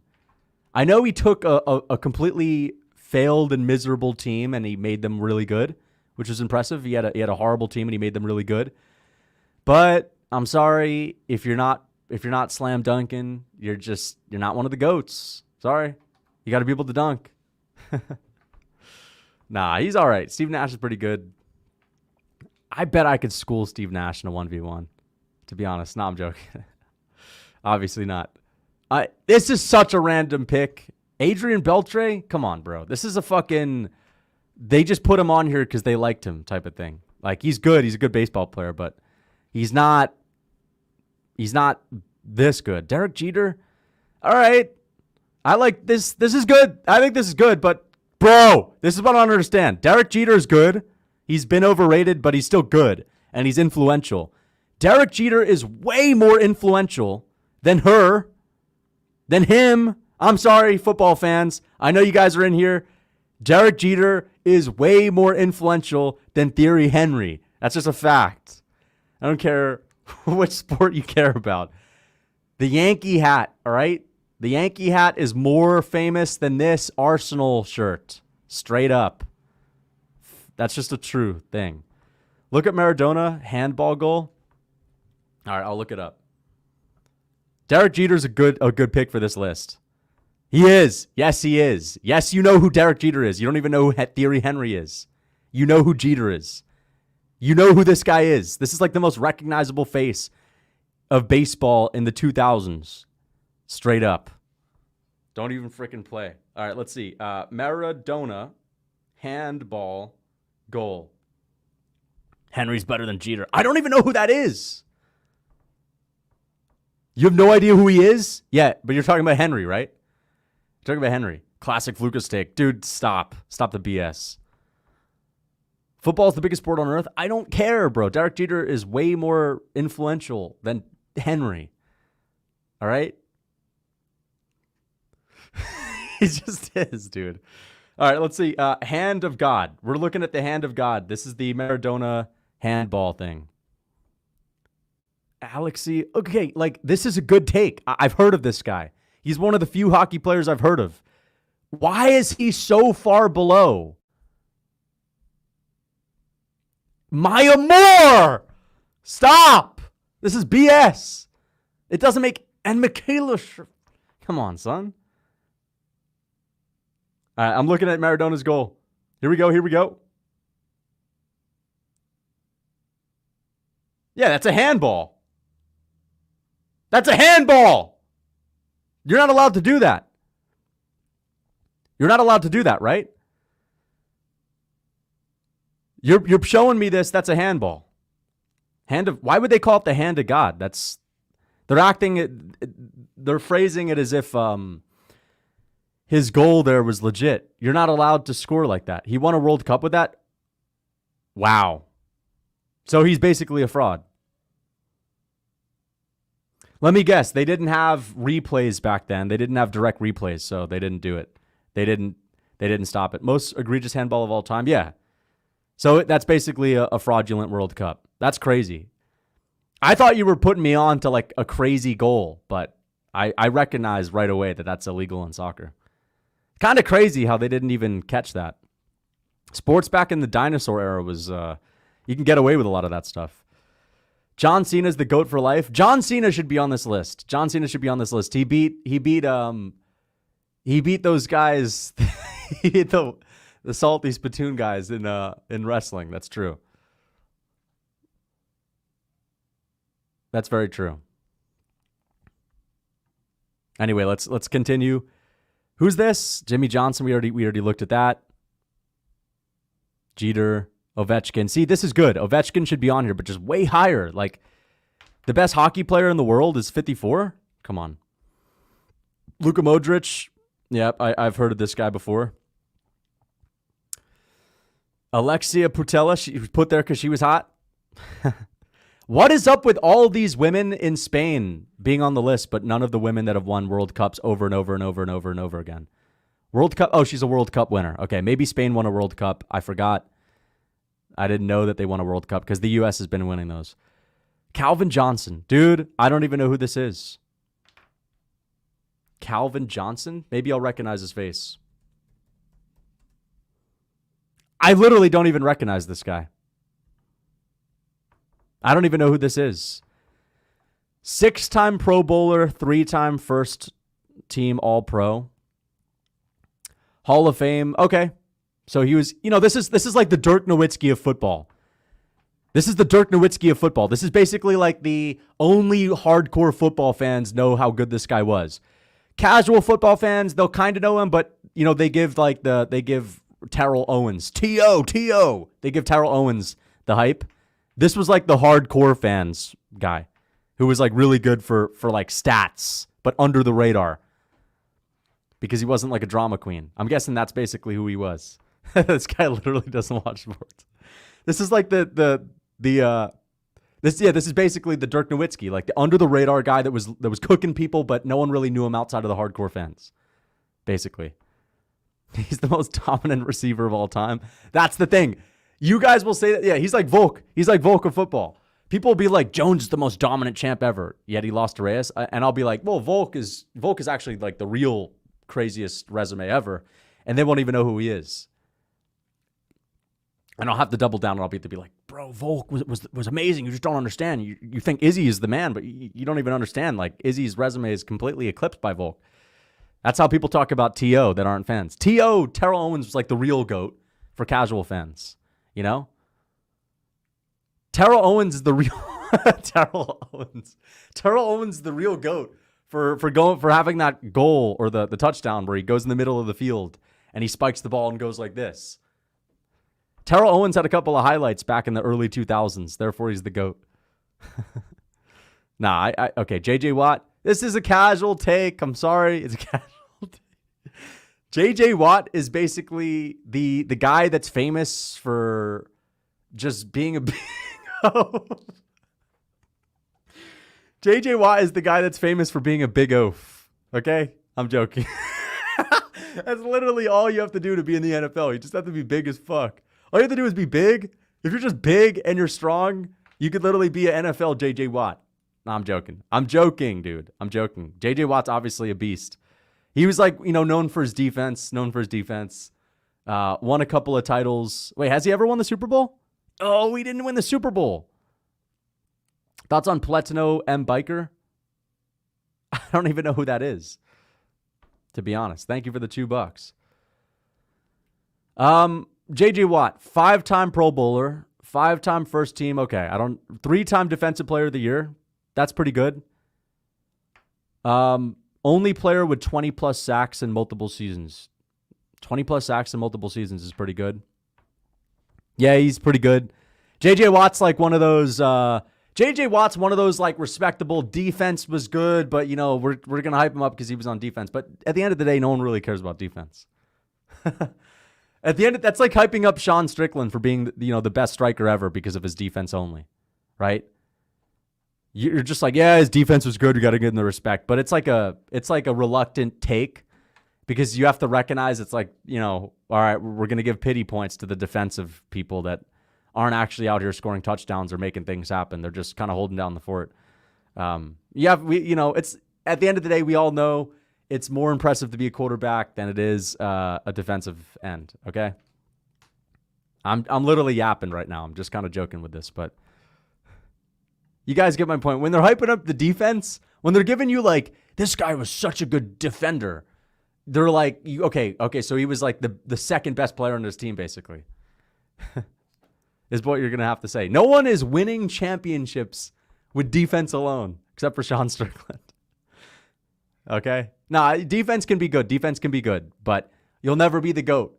LeBron James and Michael Jordan are not the GOATs if they're known for their defense and their defense first. They have to have good defense, okay?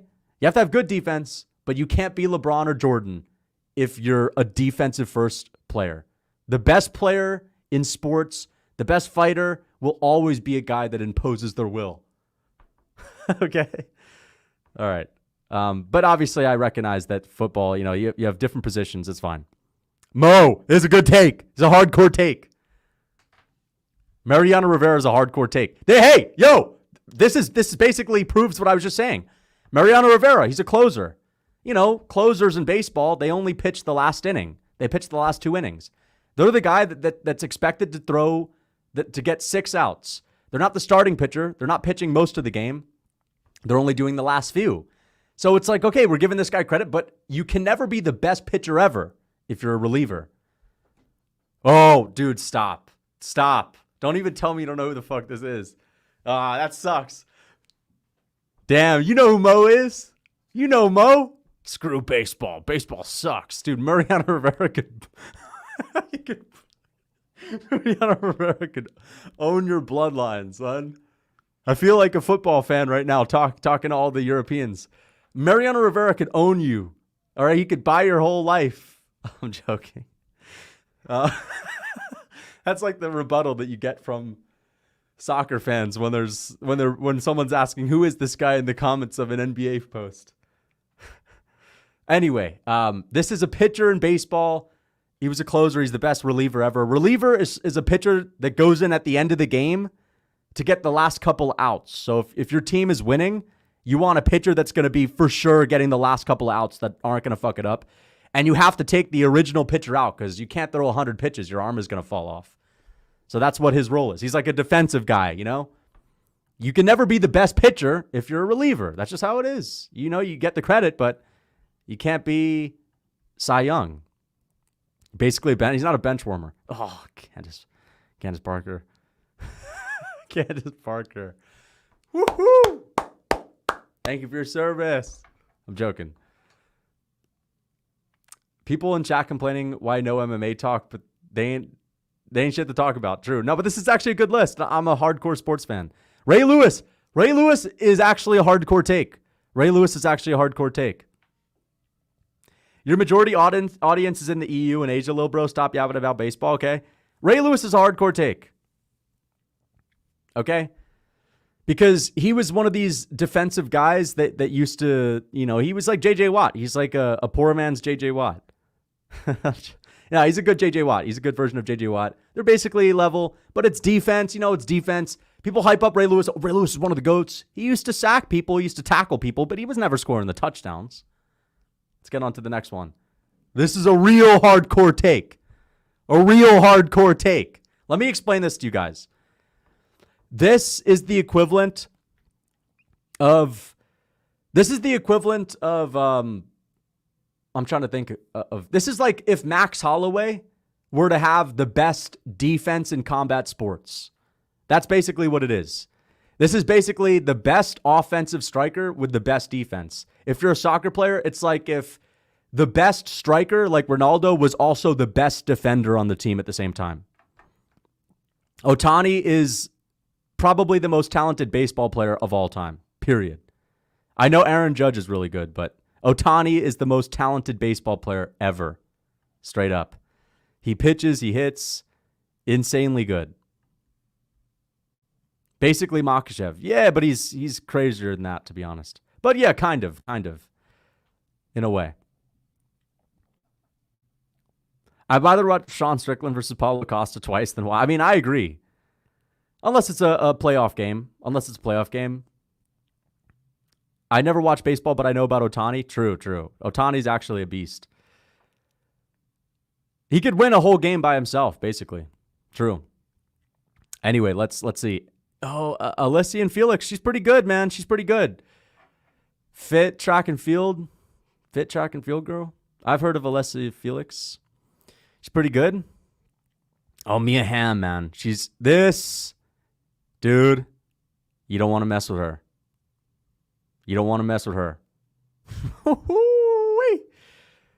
You getting her way on the field, you're getting, son, you better back off the tracks. When Mia Hamm is coming in your way, okay? You better back off the tracks, son. Mbappe, this is, I mean, soccer fans are going to get humbled with this one, but I think this is pretty fair. This guy's won a World Cup, but, he's a soccer player, so we can't freak out about him too much. I think that's a good spot. Jones, here we go. Let's see it. Here he is. UFC light heavyweight champion, youngest fighter to win a UFC championship, most wins in UFC light heavyweight history, most wins in UFC title fights. It's funny how the MMA fighter is 66 and not higher. This is way too low. I'm sorry, but I think John Jones is a crazier athlete than Mia Hamm. Allyson Felix, she was a 7-time Olympic gold medalist. That's actually pretty crazy. I think Jones has done more than a lot of these people, honestly. Tied for most successful title defenses in UFC history, longest unbeaten streak in UFC history. Let's see what they say about him. There's a reason UFC president Dana White calls John Jones, of course, Dana White. You know what? They probably wouldn't have typed it like this if Dana White hadn't been doing all his grazing. The greatest mixed martial artist ever lived. The reason why Dana's doing that is because he's biased and he wants to double down on his takes because he's fighting against the fan base and he wants to hype up a fight between him and Stipe. That's why. Dana will say whatever in the moment makes the most sense for him. It makes the most dollars for him. In a sport where the margin between victory and defeat is razor thin. That's why I think MMA fighters have to be higher. The best MMA fighters in a sport where the margin between victory and defeat is razor thin should get the credit for continuously winning against tough competition. Now, Jones's competition hasn't been the best compared to the lighter weight class champions, but it should still be high. That's why I think MMA should get more credit on a list like this. Fighting in general, boxing should get more credit. Because you can get KO'd. One mistake, you're getting knocked the fuck out. And there's so many ways to lose a fight. You can lose because you get gassed out. You can lose because you get injured. You could lose on points. There's so many ways to lose. There's only one way to lose in a race. You're just slower than the other guy. That's it.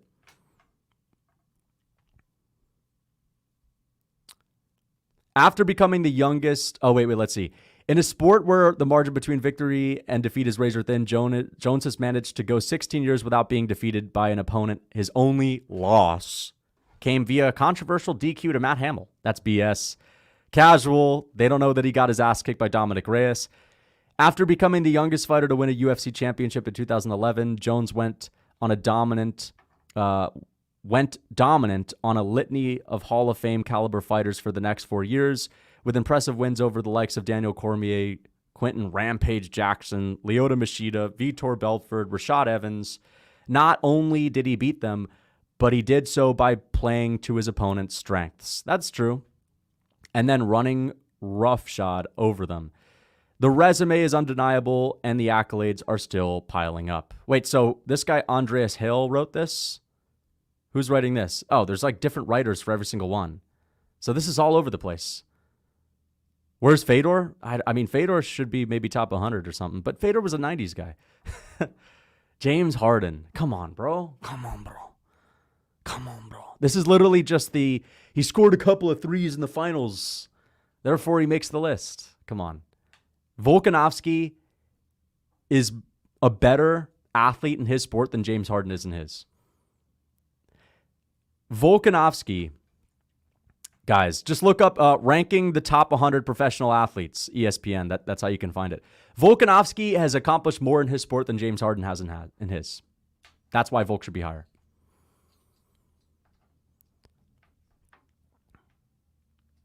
He won the 6th man of the year. Wow. 6th man of the year. That's so impressive. Oh, he won an MVP. Volk won 3 times against Holloway. That's basically being the MVP 3 times. That's just a fact. Phil Mickelson. Phil Mickelson. Okay. I mean, I guess you got to have a golf guy in there. Jason Kidd. Bro, stop. Jason Kidd?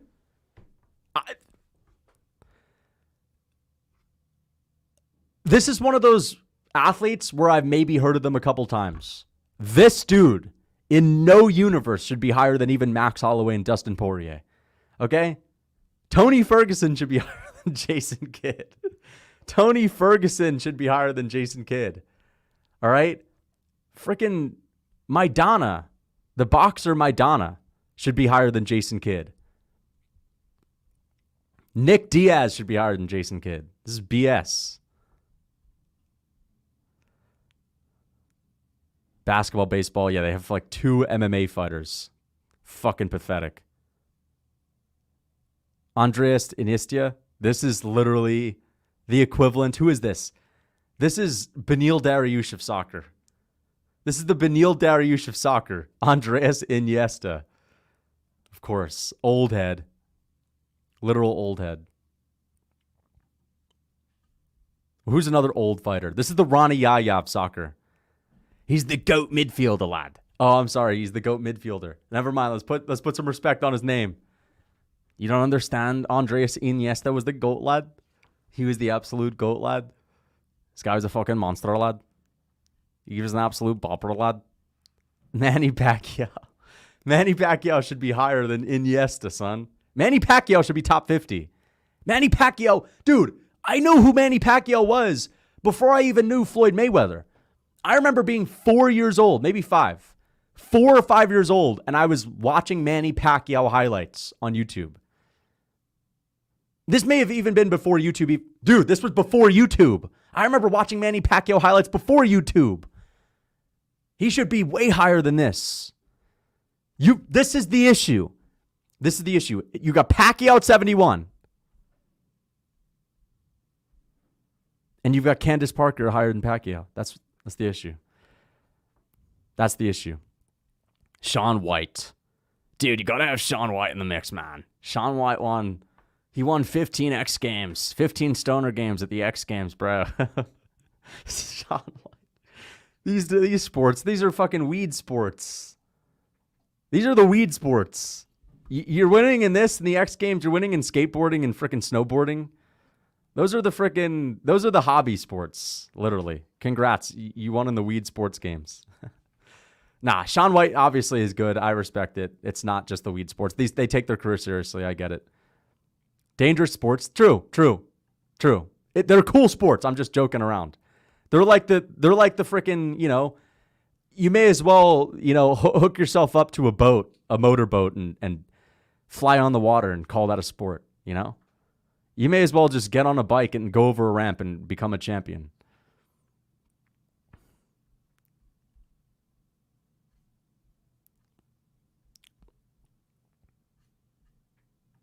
Mookie Betts. I think this is a hardcore take. This is a good take. I don't mind this. She's a tough cookie. She's a tough cookie. Lisa Leslie, 2-time WNBA champion. She's like the Kobe Bryant of basketball, of WNBA. 2-time finals MVP. She's like the Mamba. She's like Kobe Bryant of WNBA. she's got the Lakers yellow.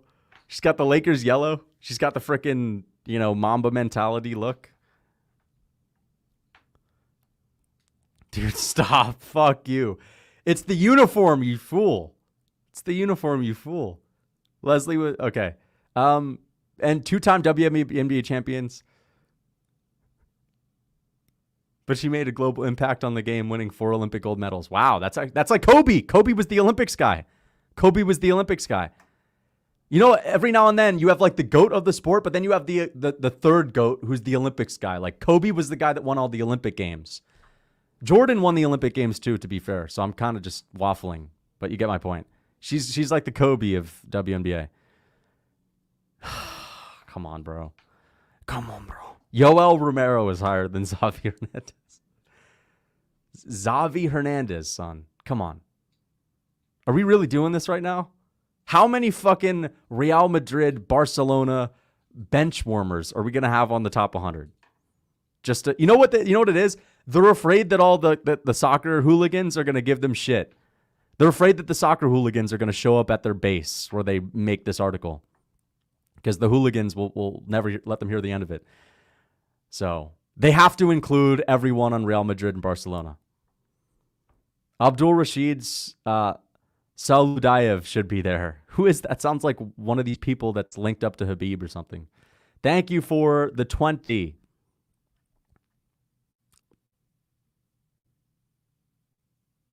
Bro just likes seeing men wave their arm with a bat. Yeah, I mean, baseball is better than soccer, in my opinion. I honestly think baseball is one of the hardest sports to succeed in. There's a reason why, listen, in basketball, you get drafted, you go to the NBA. Right? You go to the NBA. In baseball, you get drafted, no one ever hears of you for the next 4 years because you got to work your way up through 3 different leagues. You got to go single A, double A, triple A. You could fail in triple A. You could be the man. You could be the number 1 draft pick. You go to the MLB, you get absolutely squashed. That's what happened to the number 1 draft pick in baseball this past year.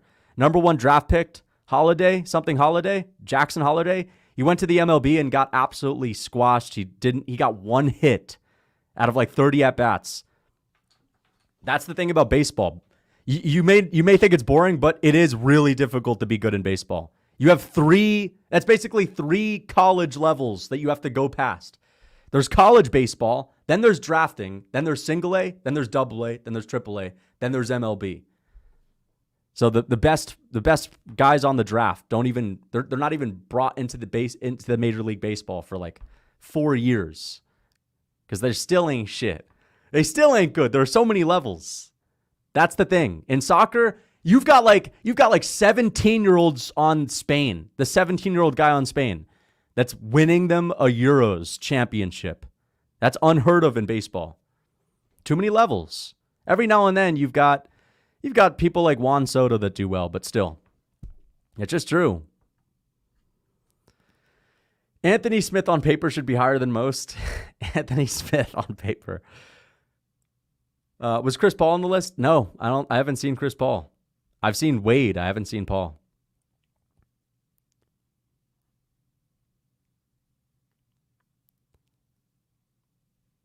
The new monthly Fortnite season is more popular than the MLB Finals. True. The baseball World Series sucks these days. It used to be good. I think baseball has declined. Baseball in the 2000s and the 90s was peak. Here's GSP. Let's see what they say about GSP. 76. Way too low. Way too low, dude. Way too low. Hall of Famer, welterweight and middleweight champion. It's funny how for him they say welterweight and middleweight champion. But for Jones, they have, let's see. For Jones, they list every single accomplishment down to the smallest detail. Most wins. Yeah, I mean, to be fair, it's just a different writer. Okay, they're probably going to mention it. Different writer. Arguably, no fighter in UFC history bridged the gap better from the sport's older days to its modern form. Particularly from 2006 to 2013, St. Pierre represented everything mixed martial arts was looking for. He was essentially perfect in those years, winning 14 of 15 bouts, including 12 title fights. 14 of 15. Maybe before 2006 he lost as well. I guess that was one of his losses. to Hughes. At one point, he won 33 consecutive rounds. That is insane. That's insane. 33. I didn't even know that. 33 consecutive rounds, that's crazy. He was solely responsible for an explosion of fan interest in Canada and was one of the promotion's biggest stars globally. That's the thing. 33 consecutive rounds is insanely difficult to do. His style was ahead of its time, known for blending a variety of skills. That's such a MMA, right? But I get it, well-rounded. His style was incredible. It's like ChatGPT is writing this, known for blending a variety of skills seamlessly together. He is also remembered as one of the most outspoken critics of performance-enhancing drugs during his era. Brett Okamoto. Okamoto wrote that. That's pretty, shout out to Brett. Shout out to Brett Okamoto. He got the chance to write GSP's memoir, bro. Just wanted to thank you. These streams make the workday fly by. Never sent a super chat, but wanted to show you love. Hey, thank you. I appreciate that, Apollo. Thank you so much. And I'm glad that my streams help the day go by. Thank you so much. Opinion on a cocaine-based diet for weight loss. It'll work, but it's not sustainable. You'll ruin your life, and you'll completely fuck up your hormones. So, not sustainable. I know her because I remember seeing her in the Olympics. Shelly Ann Fraser. That's such a Jamaican name. Shelly Ann Fraser Price. Shelly Ann. Jamaicans have like the most old school sort of British names, if that makes sense. Like Shelly Ann Fraser Price. Shelly Ann. I like those names. But I know her. Bernard Hopkins. This is a real hardcore take. She's a tough, tough cookie. Where's Silva? Where is Silva? She looks like Randy Brown. Nah, she doesn't look like Randy Brown. Bernard Hopkins. This is a good one. 55-8. Hopkins' otherworldly longevity saw him fittingly call himself the alien. Late in a 28-year professional career, he made a record 20 world middleweight title defenses and stopped Oscar De La Hoya with a body shot to become the undisputed champion in 2004. See, 20 world middleweight title defenses is pretty crazy, but you have to consider that he would be fighting like a solid fighter that everyone wants to see, and then the next month he would fight someone at the local pub, and he would fight like a can. That's how it used to be. You know, they would fight like, okay, there'd be big fights on TV, on national TV. And his, 2 fights from there where he's still undefeated, he's fighting like a milkman. So, maybe not every single one of those was against a great fighter, but we'll see. The Philadelphia natives ring IQ. Ring IQ. I love how these guys speak like ChatGPT or they ring IQ, fight IQ. I mean, I like how it sounds, ring IQ. I've definitely seen that before, but I'm used to seeing fight IQ. The Philadelphia native's ring IQ and exceptional conditioning allowed him to win world titles well into his 40s. That's impressive. In 2011, Hopkins outpointed Jean Pascal. Jean Pascal was a marauder for the light heavyweight title to become the oldest boxing world champion at 46. That's pretty good. That's pretty crazy. That's like, he's like the OG Glover Teixeira. 2 years later, Hopkins won. That's insane. 49 years old. Okay, yeah, he's definitely on the list for sure. Bryce Harper. All right. I think that's all right, but I don't know. I think he's kind of overrated. Andy Murray. All right. Let's see who else. Cheryl Swoops. Cheryl Swoops was an absolute marauder back in the day. She was like the Shaq. She was like the Shaq of the WNBA. Let me guess. She was on defense. 4-time WNBA champion, 3-time Olympic gold medalist, 3-time WNBA MVP. Okay. Fair enough. 3-time WNBA Defensive Player of the Year, 5-time All-WNBA, first-team Basketball Hall of Famer. Swoops, a key part of the Houston Comets dynasty, won the last of her 4 WNBA titles in 2000, was the league's MVP in 2000. Yeah, but who's she playing, though? I guarantee you, if I look up Cheryl Swoops, she's got like a 1-inch vertical. She's got like a 1-inch hop. That's the thing, dude. And listen, WNBA, it's fine because they're competing with women. Like, it's an even playing field. But I don't understand. I've always kind of been shocked at how no one there can jump high. Doesn't that kind of shock you guys? You would expect them to be able to jump high. Women just can't jump high. Unless they're track and field. I've seen, the track and field events where they're jumping over the objects, right? The fences, which is pretty good, but still.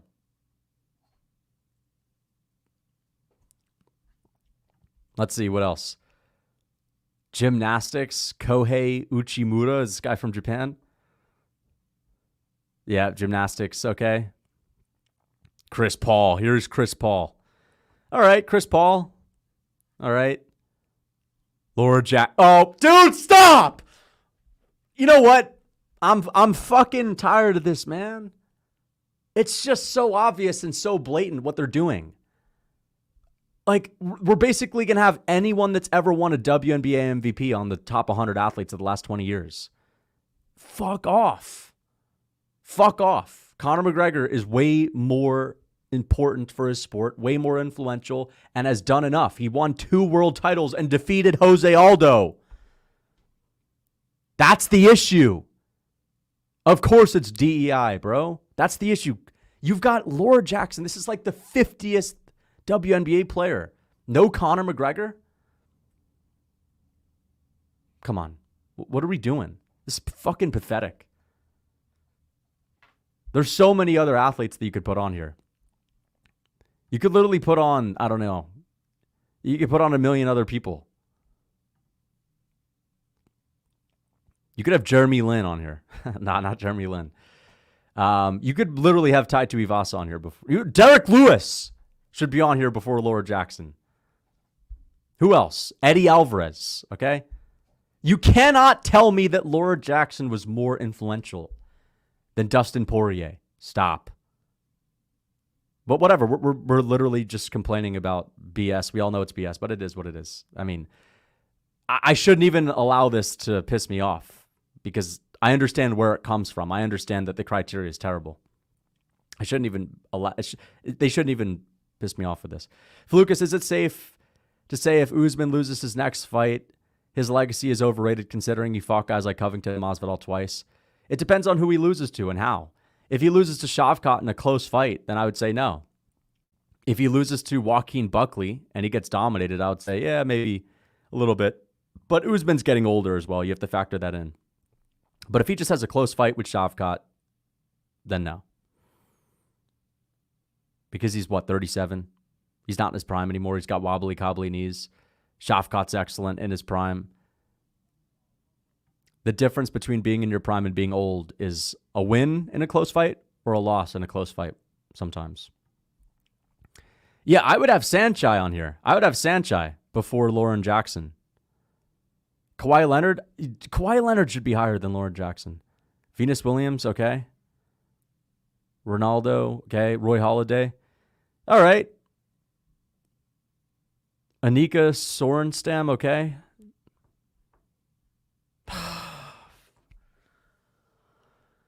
Okay. All right.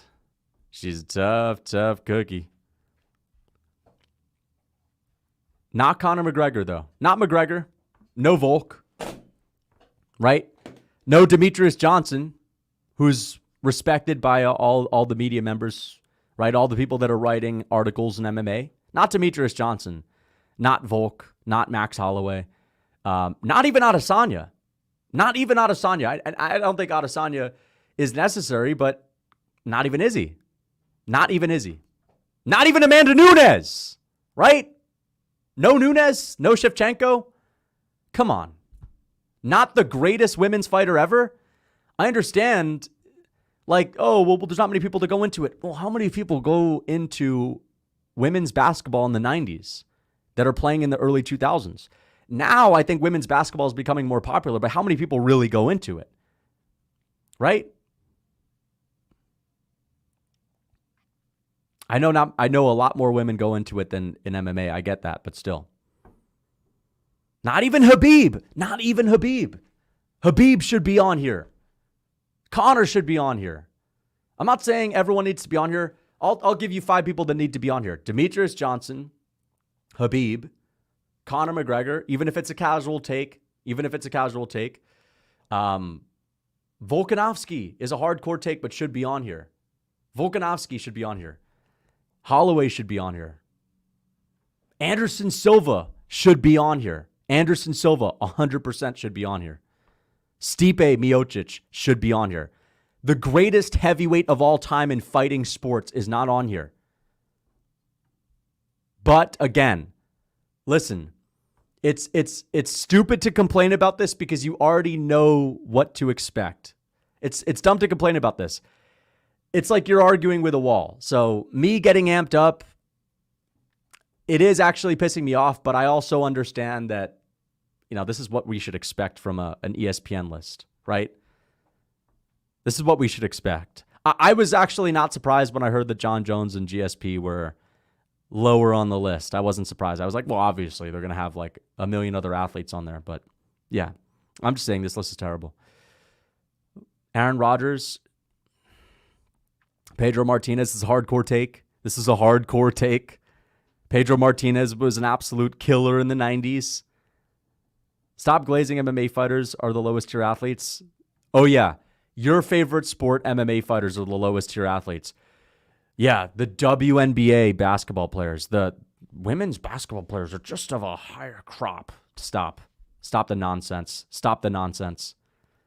Yeah, it's a low-tier athletic endeavor to become the champion in the lightweight division or bantamweight division or the featherweight division. But women's basketball, you got to understand, there's just a different level of intensity there. There's so many millions and billions of people that compete in it. Come on, stop. That's just not true. Listen, I'm not saying MMA fighters need to be in the top 10. I'm biased. I think they should be. I think some of them should be, but I'm biased. I'm okay to admit that. But even if I take my bias out of the equation, there should be a lot more of them on the list. That's all I'm saying. There should be a lot more of them on the list.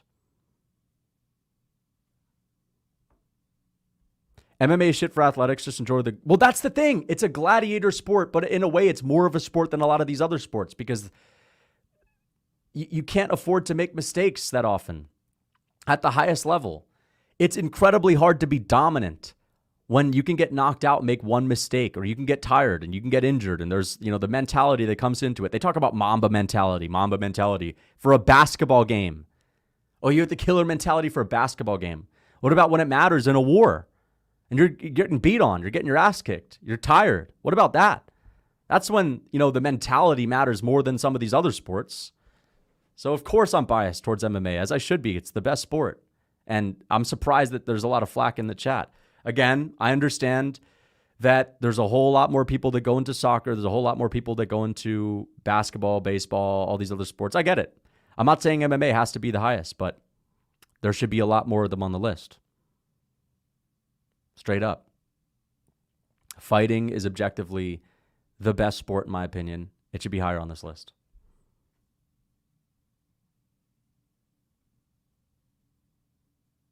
In a war, there are guns. We're not talking... What are you talking about? How does that have anything to do with it? We're talking about a sport. We're talking about competition. We're talking about a sports competition. We're not talking about like war, real war.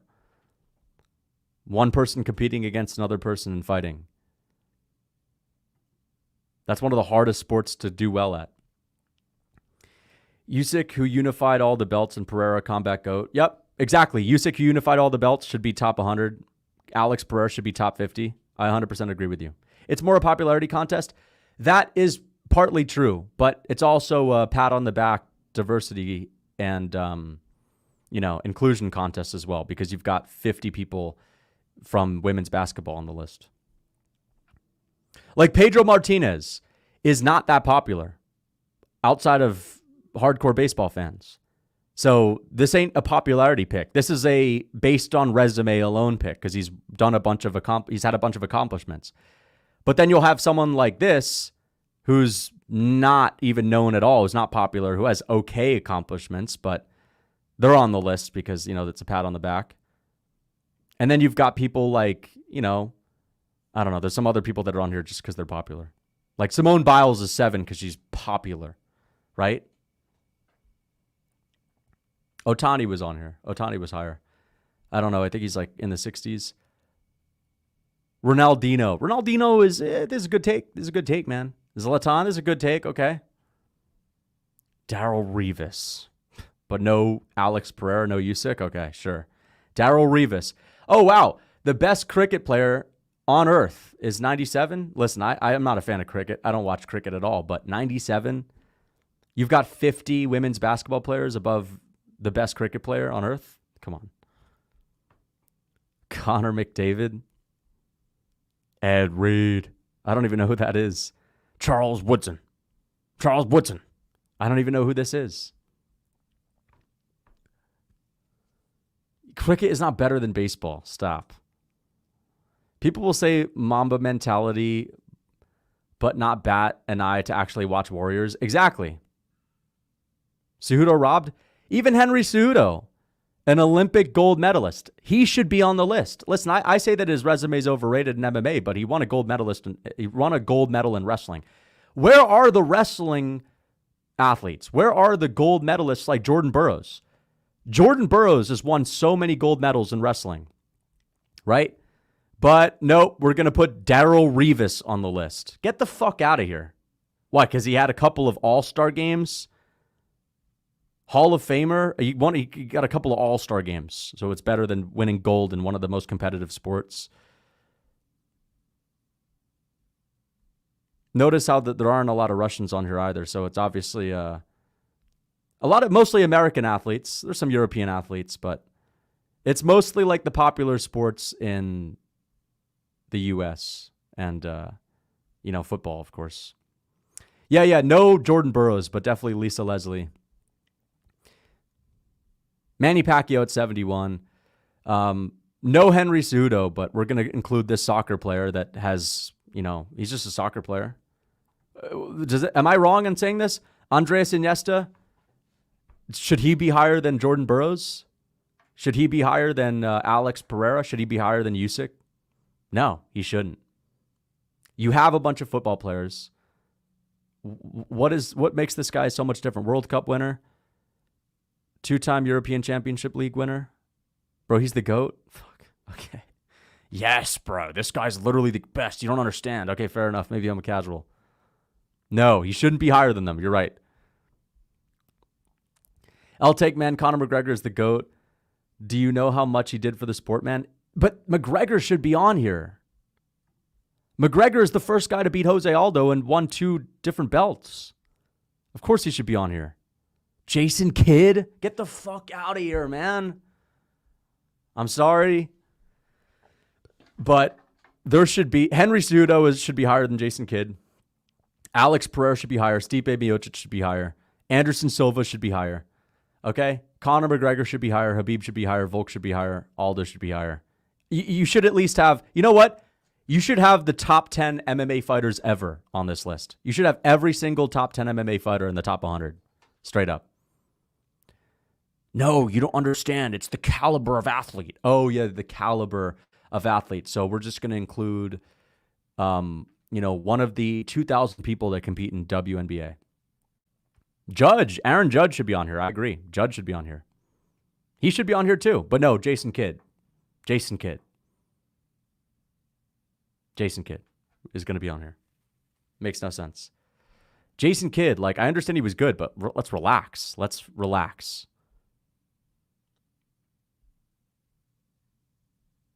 Yep, Mia Hamm. Mia Hamm's got to be on here. Not Connor, not Khabib. Bro, shut up. Mia Hamm, 2 World Cup winner. She's done World Cup. Khabib versus Connor was bigger than the World Cup when Mia Hamm was playing. Okay? Where's Tony Hawk? That's the thing. Where is Tony Hawk? I'm joking. Allison Felix, listen, she's a good pick. This is okay. 11-time Olympic medalist running. That's a classic sport in the Olympics. Running, it's okay.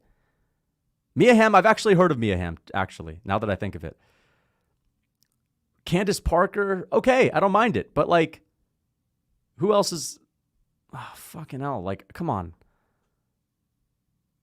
Champions League. 3-time Champions League winner.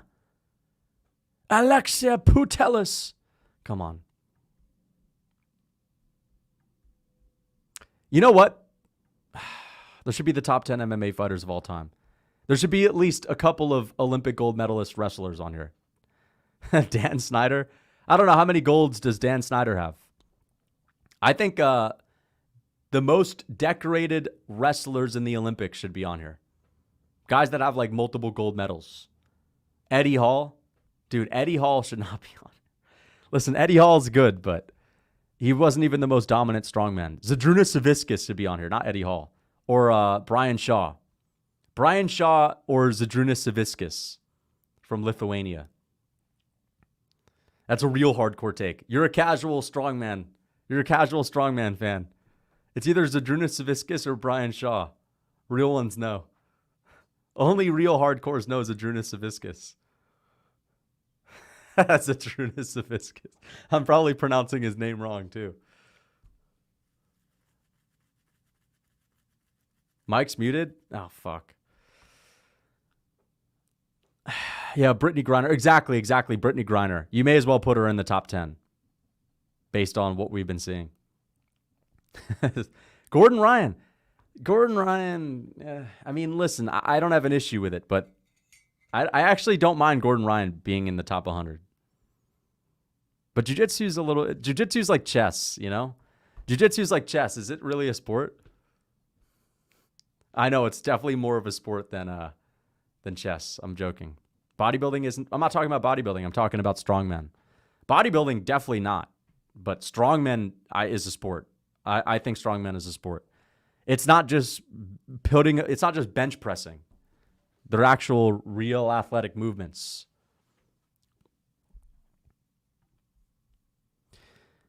Kipchoge. Perfect. Yeah. Eloise Kipchoge should be on here. That's the best long distance runner of our lifetime. You're right. Eloise Kipchoge should be on here. Or the British guy. Who's that British guy? Mo something? Mo? There's this British long distance runner, something Mo. Mo Farah. He's from Somalia. Well, he's not from Somalia, but he's Somalian. Mo Farah should be on here. Right? That's an Olympic gold medalist that like dominated at the highest level. Eloise Kipchoge. He's a next level long distance runner. Too many fucking football players too. I'm sorry, guys. Too many football players. The best hockey player of the last 20 years is at 54. That's a joke. Jeter shouldn't be on here. Jeter's just popular. This is a popular, influential pick. Jeter, if anything, is not even. Jeter's not top 50 players of the last 20 years. Jeter was good, but again, this is a popularity included thing. Jeter was good, but it's a popularity included thing. He should not be on here above fucking Alex Pereira, especially. Beltray should be lower. Steve Nash. Fury Henry. Whatever. You guys say he's good.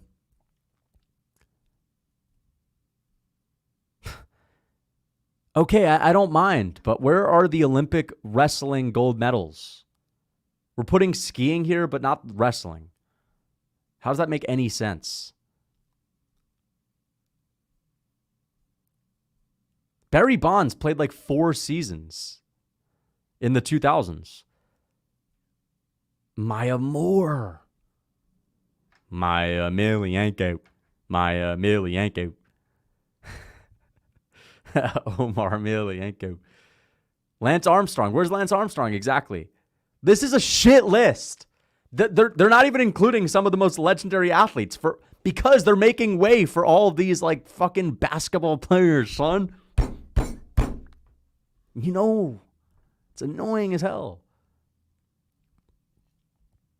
Thoughts on Paul Skeens?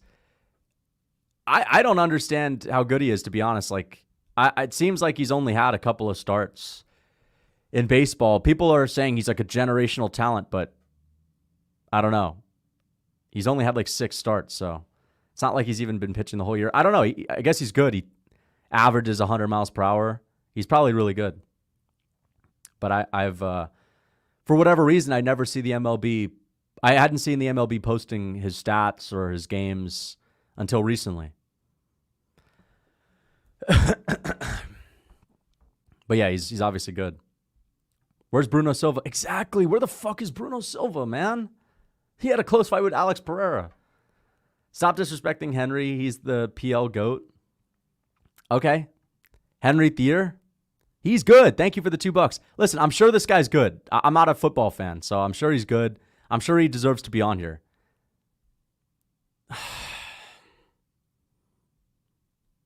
Oh. 6-time FIFA World Player of... They're just making up awards at this point.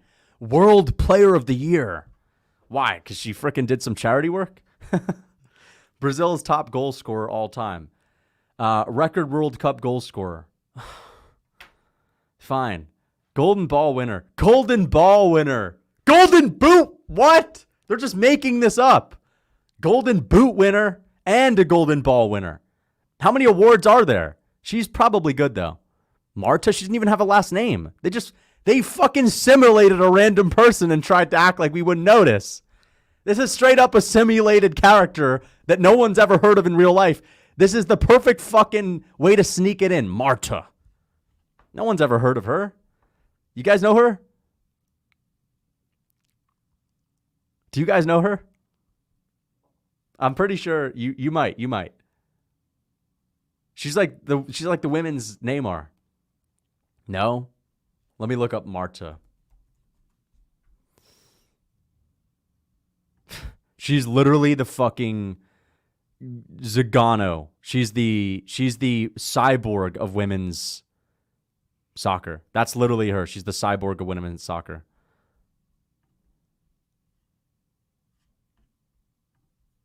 You look up Marta on Google, half the photos aren't even her, which just goes to show that she's not even that big of a star. And she's top 32. But no, not Alex Pereira, multiple sport champion, not Henry Cejudo, double champ, Olympic gold medalist. You look up Henry Cejudo, it's all Henry Cejudo. Clayton Kershaw, I disagree with that. Mike Trout doesn't even fucking play. He's always been overrated too. He's good, but he's always been overrated. Floyd Mayweather's, I see, this is good. This is good. I think it's a good take. Kevin Garnett, Sidney Crosby. All right. You know, Lewis Hamilton, Patrick Mahomes, Shaquille O'Neal is probably, but he played a lot in the 90s. I'm sorry. Jordan Burroughs should be on here.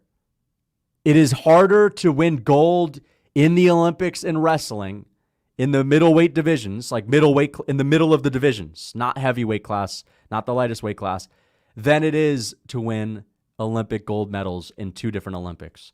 Because people think 10-time Olympic champion means like, you know, how many Olympics did they compete in? There's like 5 different events for swimming, right? Per Olympics. She may have only competed in 2. Ronaldo at 13 doesn't make any sense either. That's too low. You've got Ronaldo at 13 and Simone Biles at 7. Come on. Roger Federer at 6. It's tennis, man. It's tennis. It's not that popular of a sport. It's prestigious. It's tennis. Well, it shouldn't be that high. You've got LeBron James. Dude, stop. Messi should be higher. LeBron should be higher. Brady should be higher. Phelps. Where's Bolt? Yo, where's Usain Bolt? No Bolt? I didn't see Usain Bolt. Do they hate this guy? Yo, oh, here he is. He's 9. Okay. I was like, where the fuck is he at? I think Bolt should be, I mean, this is good. Bolt and Phelps should be top 10. They should be top 10 for sure. But come on. Bolt is more legendary than Biles. Babe Ruth. Where's Babe Ruth? Babe Ruth fucking beat plumbers back in the day. She's the female Pele? Probably. Marta? Yeah. Tough cookie tier list? We'll do one eventually.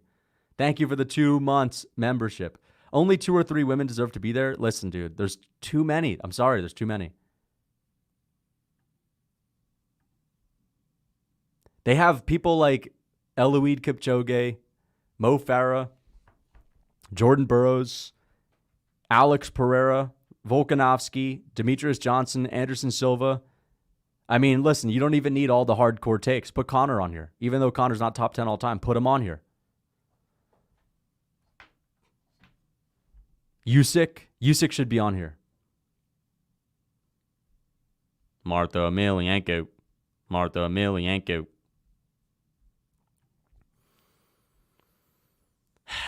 Yeah, but obviously Bolt is better than Adesanya. Where's Marty? Well, Marty Lewis obviously died, so rest in peace. He wasn't competing in the 2000s. He thought about taking a fight in the 2000s, but it was shut down. He thought about it, but his team was good enough to shut him down. That was when Marty Lewis started to lose it a little bit. That's when he started losing his marbles just a tiny bit. And thank goodness he had good people around him. Martha, Bobby Witt, Lewis. Thank goodness he had good people around him that shut him down, because it would have been real ugly if he were to get in the ring in the 2000s. It would have been bad, you know. Respect to Marty's team. They shut him down. That's the thing about Marty, that Muhammad Ali was always right. As much as it pains me to say, that's the thing. He always said Marty Lewis doesn't know when to stop, and it was true. But up until it wasn't. It was true in the 90s. Let's not talk about the loss to Rick Shield Jenkins. Let's not talk about the Rick Shield Jenkins fight. Rick Shield Jenkins couldn't hold a candle to Marty Lewis in his prime. But, Marty Lewis got knocked out against Rick Shield Jenkins, which is a tough one. The loss, yeah. That was the bad one. And that was the thing that Muhammad Ali shortly after that said he doesn't know when to stop.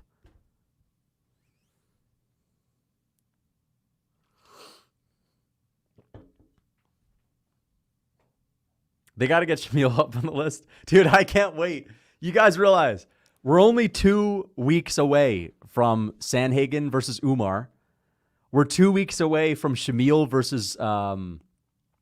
Dude, the Abu Dhabi card is going to be one of the funniest cards in UFC history. Ferguson fight week, Ferguson interviews, Ferguson getting held down.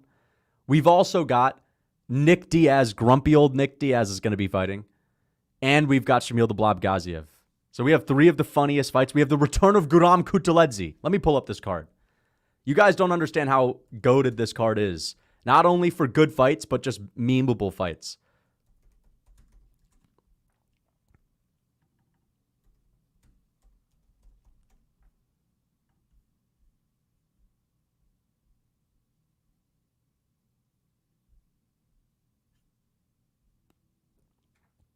Lucas, where would you be on the list?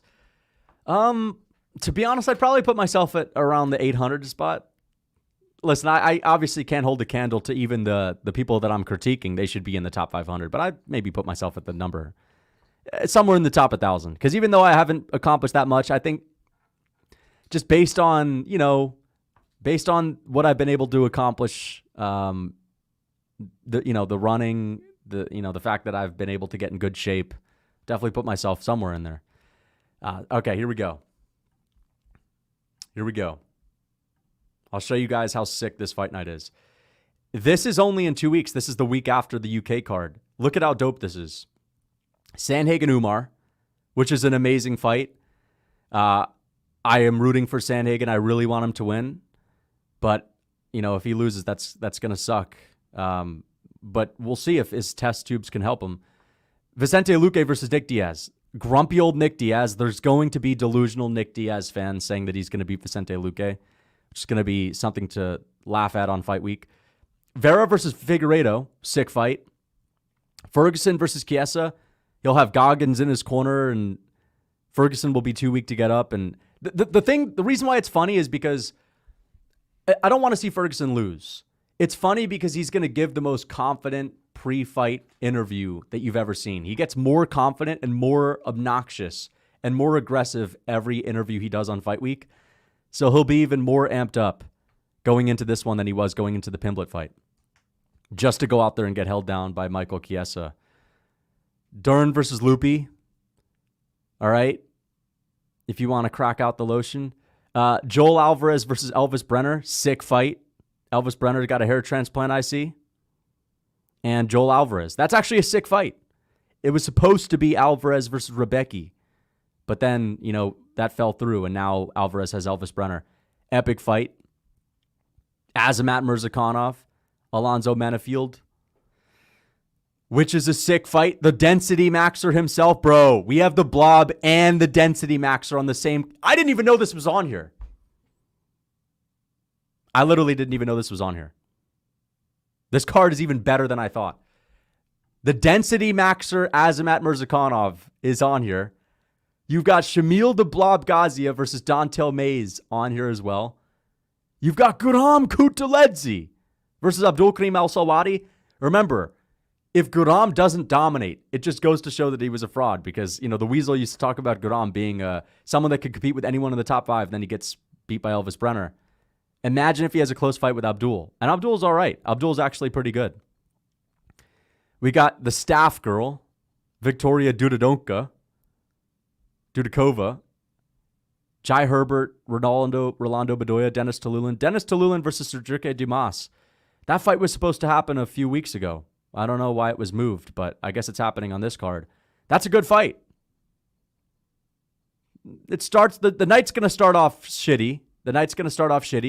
This is like your typical flyweight bout that you've seen a million times. You guys have seen the exact carbon copies of these guys fight each other. You've seen CJ Vergara fight an Azat Maxim 100 times before. That's like the most typical flyweight fight you could ever imagine. All right? These guys have fought 50 times at the Apex already, but actually 4 shitty fights. Once it hits here, we're off to the races. Guram, Shamil, Azamat, Alvarez Brenner, okay? Ferguson Chiesa, Marlon Vera Figueiredo, Luque D. This card is so sick. You guys need to understand how epic this card is. This is one of the best fight nights of the year. On paper, this might be the best fight night of the year. On paper. It is on paper the best fight night of the year. Epic. I cannot fucking wait. Such a good card, man. And it's going to be a fun fight week. Can't wait. Shamil's going to win, by the way. I hope you guys know that. Shamil is going to destroy Dontel Mays. I'm actually going to do a Dan Hardy Darkroom breakdown. I'm going to do a 1 hour or 30-minute breakdown for Shamil the Blob Gaziev versus Dontel Mays. I'm looking forward to it. And my thumbnail is basically going to be the exact same thumbnail as Dan Hardy's War Room thumbnails, just with my face plastered on where his face would be. People underrate Shamil. I am serious. No. I'm serious about the breakdown. The Dan Hardy Darkroom breakdown. I am serious about that. And I am serious about Shamil being underrated. He's underrated because he dominated Martin Budai, who's not good, but Martin Budai was on a 4-fight win streak and undefeated in the UFC, which was, at the time, for heavyweight, it's a decent win for a new fighter. Undefeated going into the Rosenstrike fight, but Rosenstrike was a big jump up in competition. Even though Rosenstrike is not that great, there are levels. The levels of the heavyweight division you go Pogues, Usman, Muhammad Usman, Mick Parkin, all those guys. Then you go to Rosenstrike, and then you go to the elite guys. Shamil is definitely better than the Pogues, the Mays, but he's just not ready for Rosenstrike yet. But I think he's on the Tubby Tabora level. I think Shamil's on the Marcin Tabora level, right? You would think he is. So, with the way he beat Martin Budai, the way he beat him, he's definitely on the Tabora level because he just imposed his will and destroyed Martin Budai, which is a good win. The way he beat him was good. You could tell he's not an NPC. Feel like Nick wants out so he can box influencers, but Dana is forcing him to fight younger, better fighters until his contract is done. Yeah, I know. It's pathetic. If that's the case, it's pathetic. Nick Diaz has no business fighting unless he's that desperate for money, which in that case, I understand it, and it's unfortunate. I don't think Nick Diaz loves fighting and really wants to do it. I think that even if he's in the gym training and he's got a cool song over his training footage, I think a part of it is cope, like he's doing what he has to do. I hope that's not the case. I hope he's got money. But if that's not the case, then it's unfortunate that he has to fight. You know, it's actually kind of sad seeing someone as old as Nick Diaz get in the cage, because even Ferguson is more with it than Diaz at this point. Even Ferguson is more there. Ferguson's always been weird. He has a ton of brain damage. He's on a loss streak. He's mentally unstable a little bit, but he's still there. You know, he still has energy. Diaz is literally like an old man. The way he moves, the way he talks. Nate Diaz is a lot easier to understand than Nick Diaz at this point. And that's a problem, right? And that's a real thing, as Chael Sonnen would say, but it's kind of sad. When Nick Diaz fought Robbie Lawler, you could tell he didn't really want to be there, and he quit. I don't want to see Nick Diaz fight, but it's going to happen. I think the UFC should, listen, the UFC is wrong for putting him up against Vicente Luque, in my opinion. I think they should put Diaz up against Tony. They should give Diaz like an other old fighter that's out of their prime, that's not that dangerous anymore. I think putting someone up against a ranked fighter when you're Nick Diaz level of durability, age, wherewithal, that's a big issue. I don't want to see Diaz fight Luque, but it's going to happen. Maybe Luque takes it easy on him like Lawler did. I know Lawler TKO'd him, but he clearly took it easy on him in the first round. I don't think it's just the weed. I think it's the weed. It's the brain damage. It's the drugs. Nick Diaz seems like a guy that's done other drugs. Maybe I'm wrong. Maybe he just has a speech impediment. But I know that Nick Diaz parties and hangs out with people that smoke all the time, and people that get high all the time. They try other drugs too. Not everyone, but if you're with a crew that's always drinking and always partying, you're around drugs. I would not be surprised if he's been doing drugs. I'm not an Adesanya hater, bro.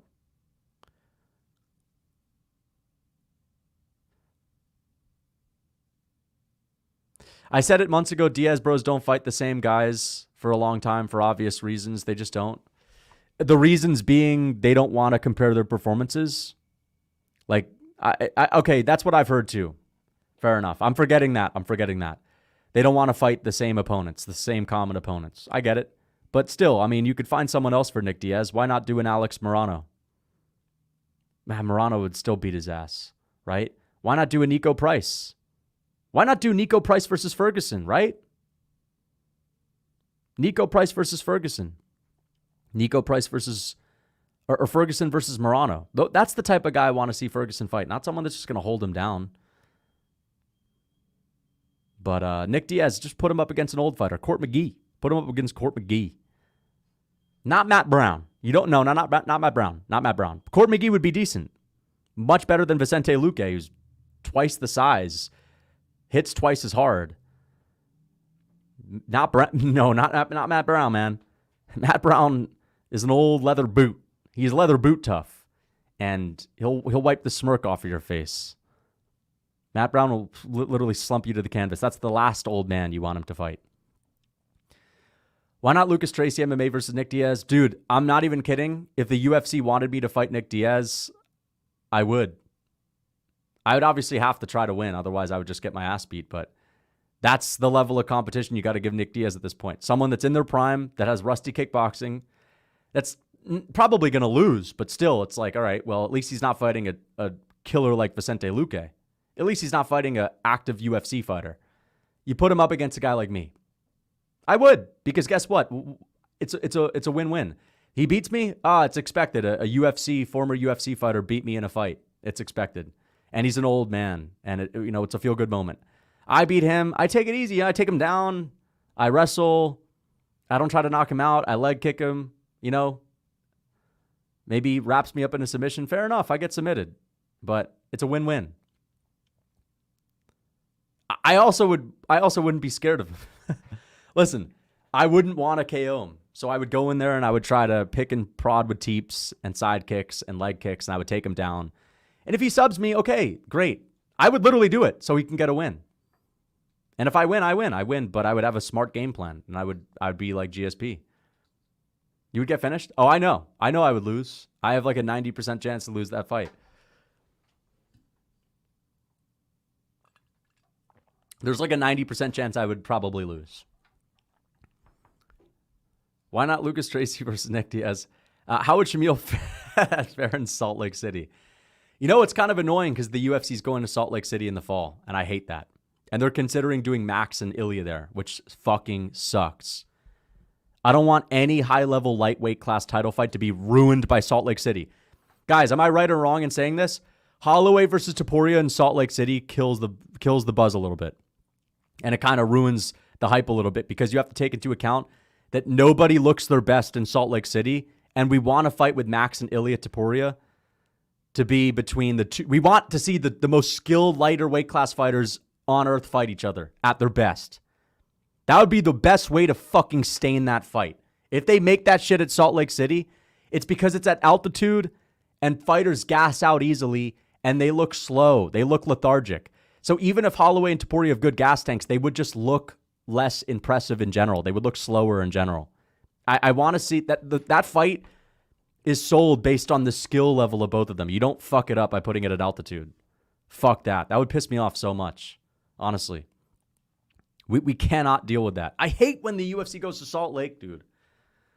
I can't stand when they're doing altitude. To be fair, in Colorado, it wasn't that bad, but I think Salt Lake City's even worse. Last week wasn't that bad, but you do not want to have any chance of having Max and Topuria not fight at their best. We want to see them we want to see them in an environment where they can compete at their best. But I think 90% is fair. I think I have a 10% chance to beat Nick Diaz with a wrestling heavy game plan. GSP wrote the blueprint.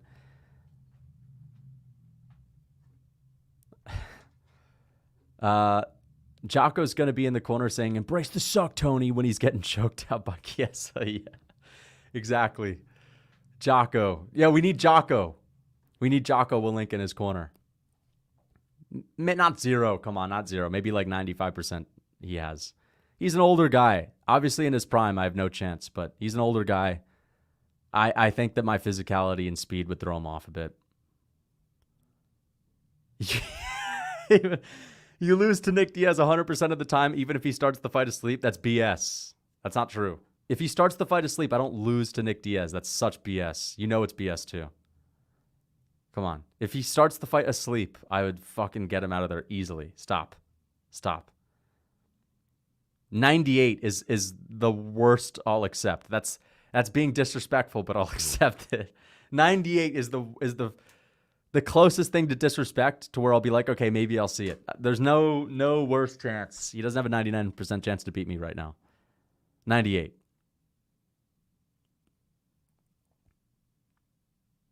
I'm not Robbie Lawler. I don't need to be Robbie Lawler. I would fucking use my speed and footwork to kick him on the outside and blast double leg him and hold him down because he's a weak old man. Now, he probably submits me. I'll give him a 98% chance to win. Dude, just because I think I have a 2% chance to beat Nick Diaz at his oldest and worst ever is not a brag. Nick Diaz in his prime 100% of the time beats me. Nick Diaz now 98% of the time beats me. It's just that he's older and worse than he ever has been. And he has no chin. He's slow. Doesn't even know where he is. He beats me. He subs me. He would outbox me. He's tough. But he's not more durable than I am these days. He's not more durable than I am these days. I'm sorry. He's just not. Maybe when it comes to taking leg kicks, fair. Maybe when it comes to taking body shots, fair. Not when it comes to a big punch on the chin. I have a better chin than Nick Diaz right now. Mugs, blast double leg. Yeah, blast double leg. I frickin', run a double leg down the pipe. Thank you for the $279 Canadian dollars. He's 6'1". How tall are you? I'm 5'8", but I'm fast and explosive and strong. Who the fuck taught you blast double? I've learned blast double leg on day one.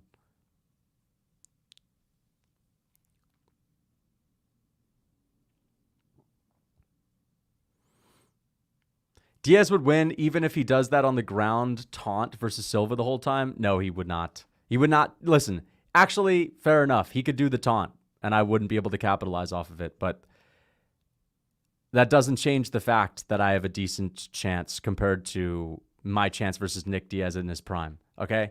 He is more beatable now than he was in his prime by a lot. Straight up. I'm not 5'5". I'm 5'8". All right? I'm 5'8". All right?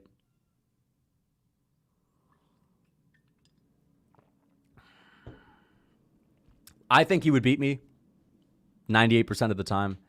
98 fights you guys have to see Nick Diaz beat me. 98 fights you have. I'm not saying I beat this guy. Listen, you asked me, do I think I beat Nick Diaz? No. The answer is no. If you asked me, okay, how many times would it take you to get one win? I'd say maybe 99. On the 99th try, I might be able to get one. If I were to fight this guy 99 times, I think I would have one of those be a win at this point. With Nick Diaz right now. Do you have training footage? I don't right now. I don't have any right now. I probably can find some. In all seriousness, Nick's my favorite, but yes, you have a slightly better chance. Dude, I'm just talking about the version of Nick Diaz today, guys, and I still don't have a great chance. In all seriousness, Nick's my favorite fighter, but yes, you have a slightly better chance. Maybe 5% surviving current Nick Diaz. Surviving, yeah. I probably wouldn't survive. I'd probably get submitted.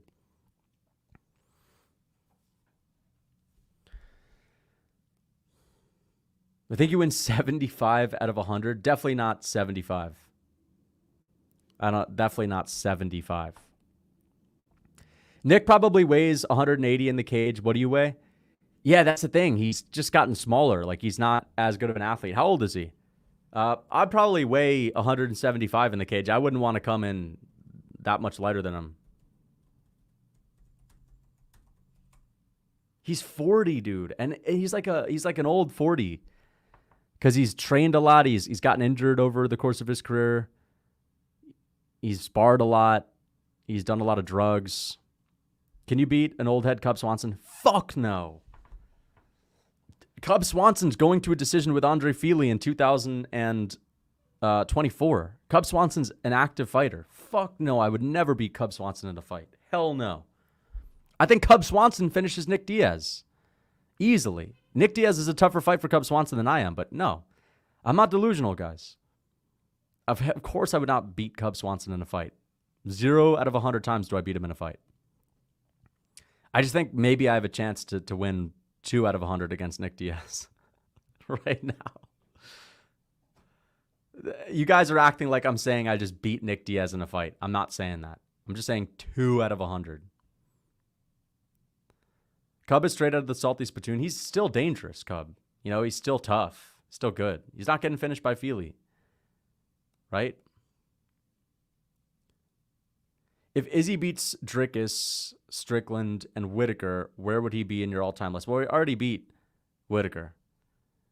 But if he beats them again, top 10, close to the top 5. If he beats Dricus, I'll say he's top 15. If he beats Strickland in a rematch, I'll say he's top 10. Or if he beats Whitaker, Strickland, and DDP 3 in a row, he's definitely close to the top 5. If Izzy is 4 fights away from being like, you know, top 3 all time. But it's like a lot of fighters are.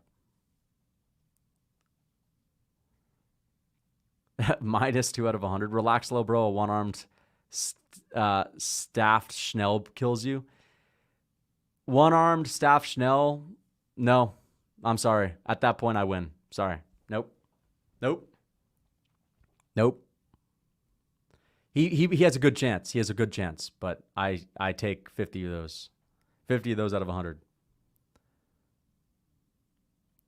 Do you think Talbot could finish Cheeto? No, I don't. I think he might hit hard, but not knocking out Cheeto hard.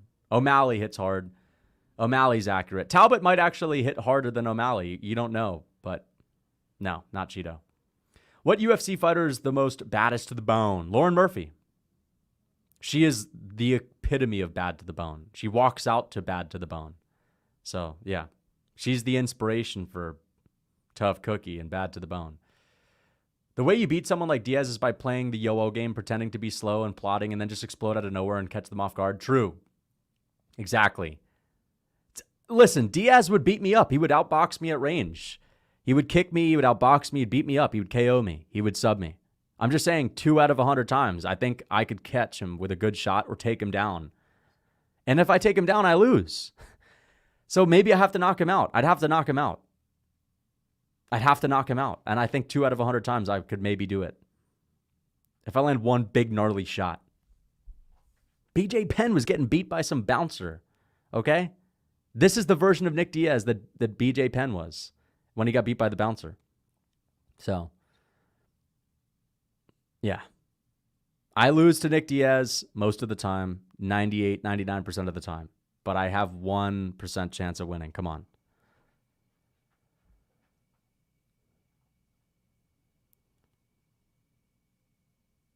You have pillow hands, you couldn't rock match? No. All right. That's just not true.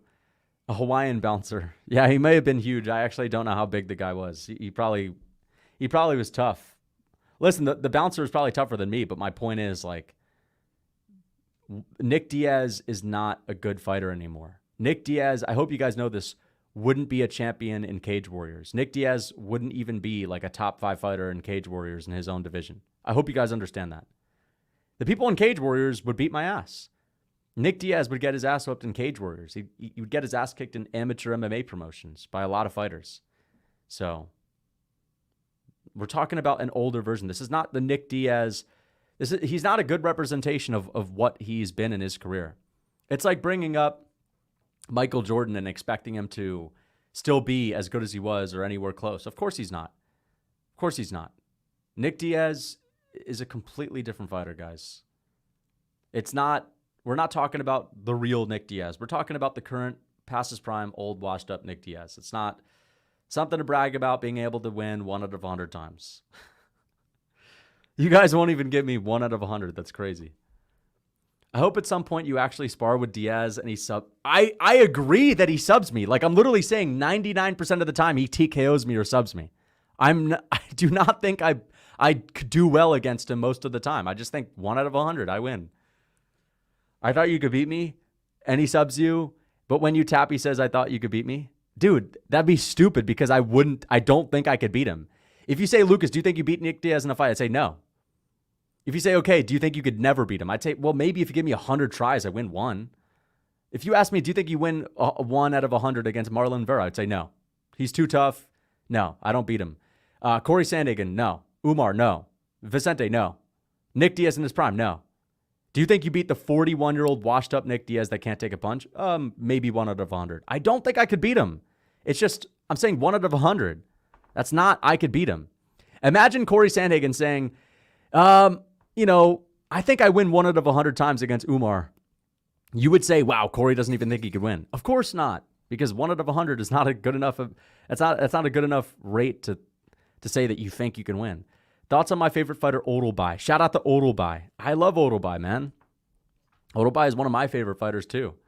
He's one of my favorite prospects, and I think he is top 3 best prospects in MMA right now.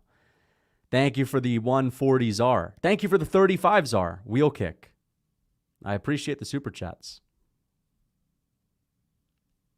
I don't think I beat him, guys. I do not think I beat him. Okay?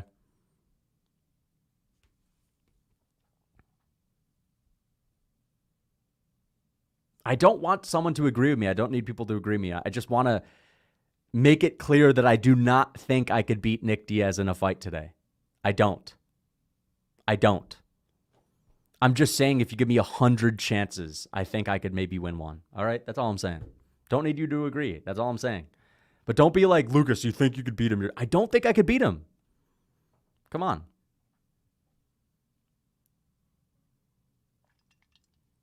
People on Street Beefs repeat Nick Diaz. Street Beefs vets. Street Beefs vets would beat Nick Diaz, guys. Street Beefs veterans.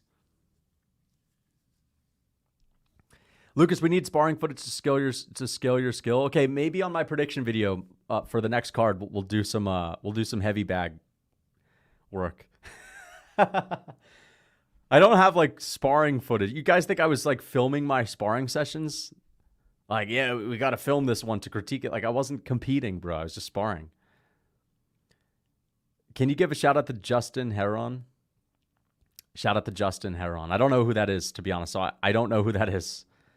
So yeah, thank you for the 20 and okay. Who is that? Who is number 1 prospect, Peyton Talbot or Gene Silva? Thank you for the $2. Um, oh man, Gene Silva. I didn't even include Gene Silva in my top prospects list. He's only started fighting this year. And by the time I can make another prospects video again, Gene Silva would have had 4 fights. And I say that if you've had more than 3 fights in the UFC, you're no longer a prospect. So I won't ever put him in a prospects video, which sucks. I wish I saw it coming, but you can't predict it. He had 3 fights since my video, basically. I would say the best, I don't know who the number 1 prospect is, but beating Drew Dober is much better than anything Peyton Talbot's done. I would say my top 3 is Gene Silva, Odolbai, and Peyton Talbot. Those are my top 3 prospects right now. I think that beating Elvis Brenner is basically as good as beating Drew Dober. Maybe not as impressive, but close. But yeah, I'd say Gene Silva, Odolbai, Peyton Talbot, top 3 best prospects. How do you do against James Vick? I probably lose, but I could KO him. I think I have a better chance to KO him than Nick Diaz. But I probably lose. Okay, he probably kicks my ass and beats me up. You would get put out cold in the street beefs. I might. Depends on who I'm fighting. I'm not, but those people train. There's plenty of people that train that could kill me, that could knock me out. That's not really crazy. I'm not training actively. If I had been training consistently for the last 6 years, it'd be different, but I haven't. So yeah, when you think Yuri will return, Hill versus Yuri, hopefully December. I would love to see Yuri versus Hill in December. That'd be a sick fight, but if not, January, I think he'll return. But I think he's going to take a decent amount of time off. I think the BKFC presser today finally showed me McGregor's happy just talking about fighting these days, and he just keeps his name in the convo. He's just happy talking about it. Yeah. And he's continuing to tweet things like, I just talked to Dana and Chandler, we've got a new date, smiley face. I think McGregor's, I can't trust that he's being serious with this stuff at this point. I hope he is. I hope he fights. But I don't buy it. I think he's just talking to talk to keep himself relevant. That's smart for him, but annoying for the fans. But yeah, at this point, he's the boy who cried wolf. Have you messaged any fighters for interviews? Of course, people have replied in the past, but Yuri replied back in the day. And when it came down to Drickus replied back in the day. But when it came down to actually making the interview, Peyton replied back in the day. I've gotten replies, but they've never followed up after it, Aljamain Sterling's team, not team, but Aljo was on a live, and this guy, the guy that helps him with his vlogs was like, oh, Lucas Tracy. Yeah, you should collab with Lucas Tracy. And Aljo was like, yeah, we could do that. And then I reached out to Aljo and he never responded. So it's pretty tough. I'm not that famous in the MMA space, so. But I'll reach out to some other fighters. I want to reach out to Volk. I'll reach out to Volk and I'll reach out to Shamil today. And I'm being serious. I've reached out to Volkanovski's manager and his team and Volk himself, and none of them have ever gotten back to me.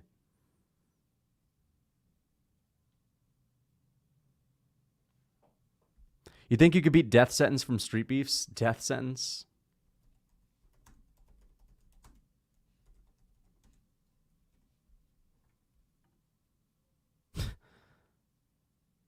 I don't know. That's the guy that screams. I don't know. I have no idea. If he actively trains, probably not.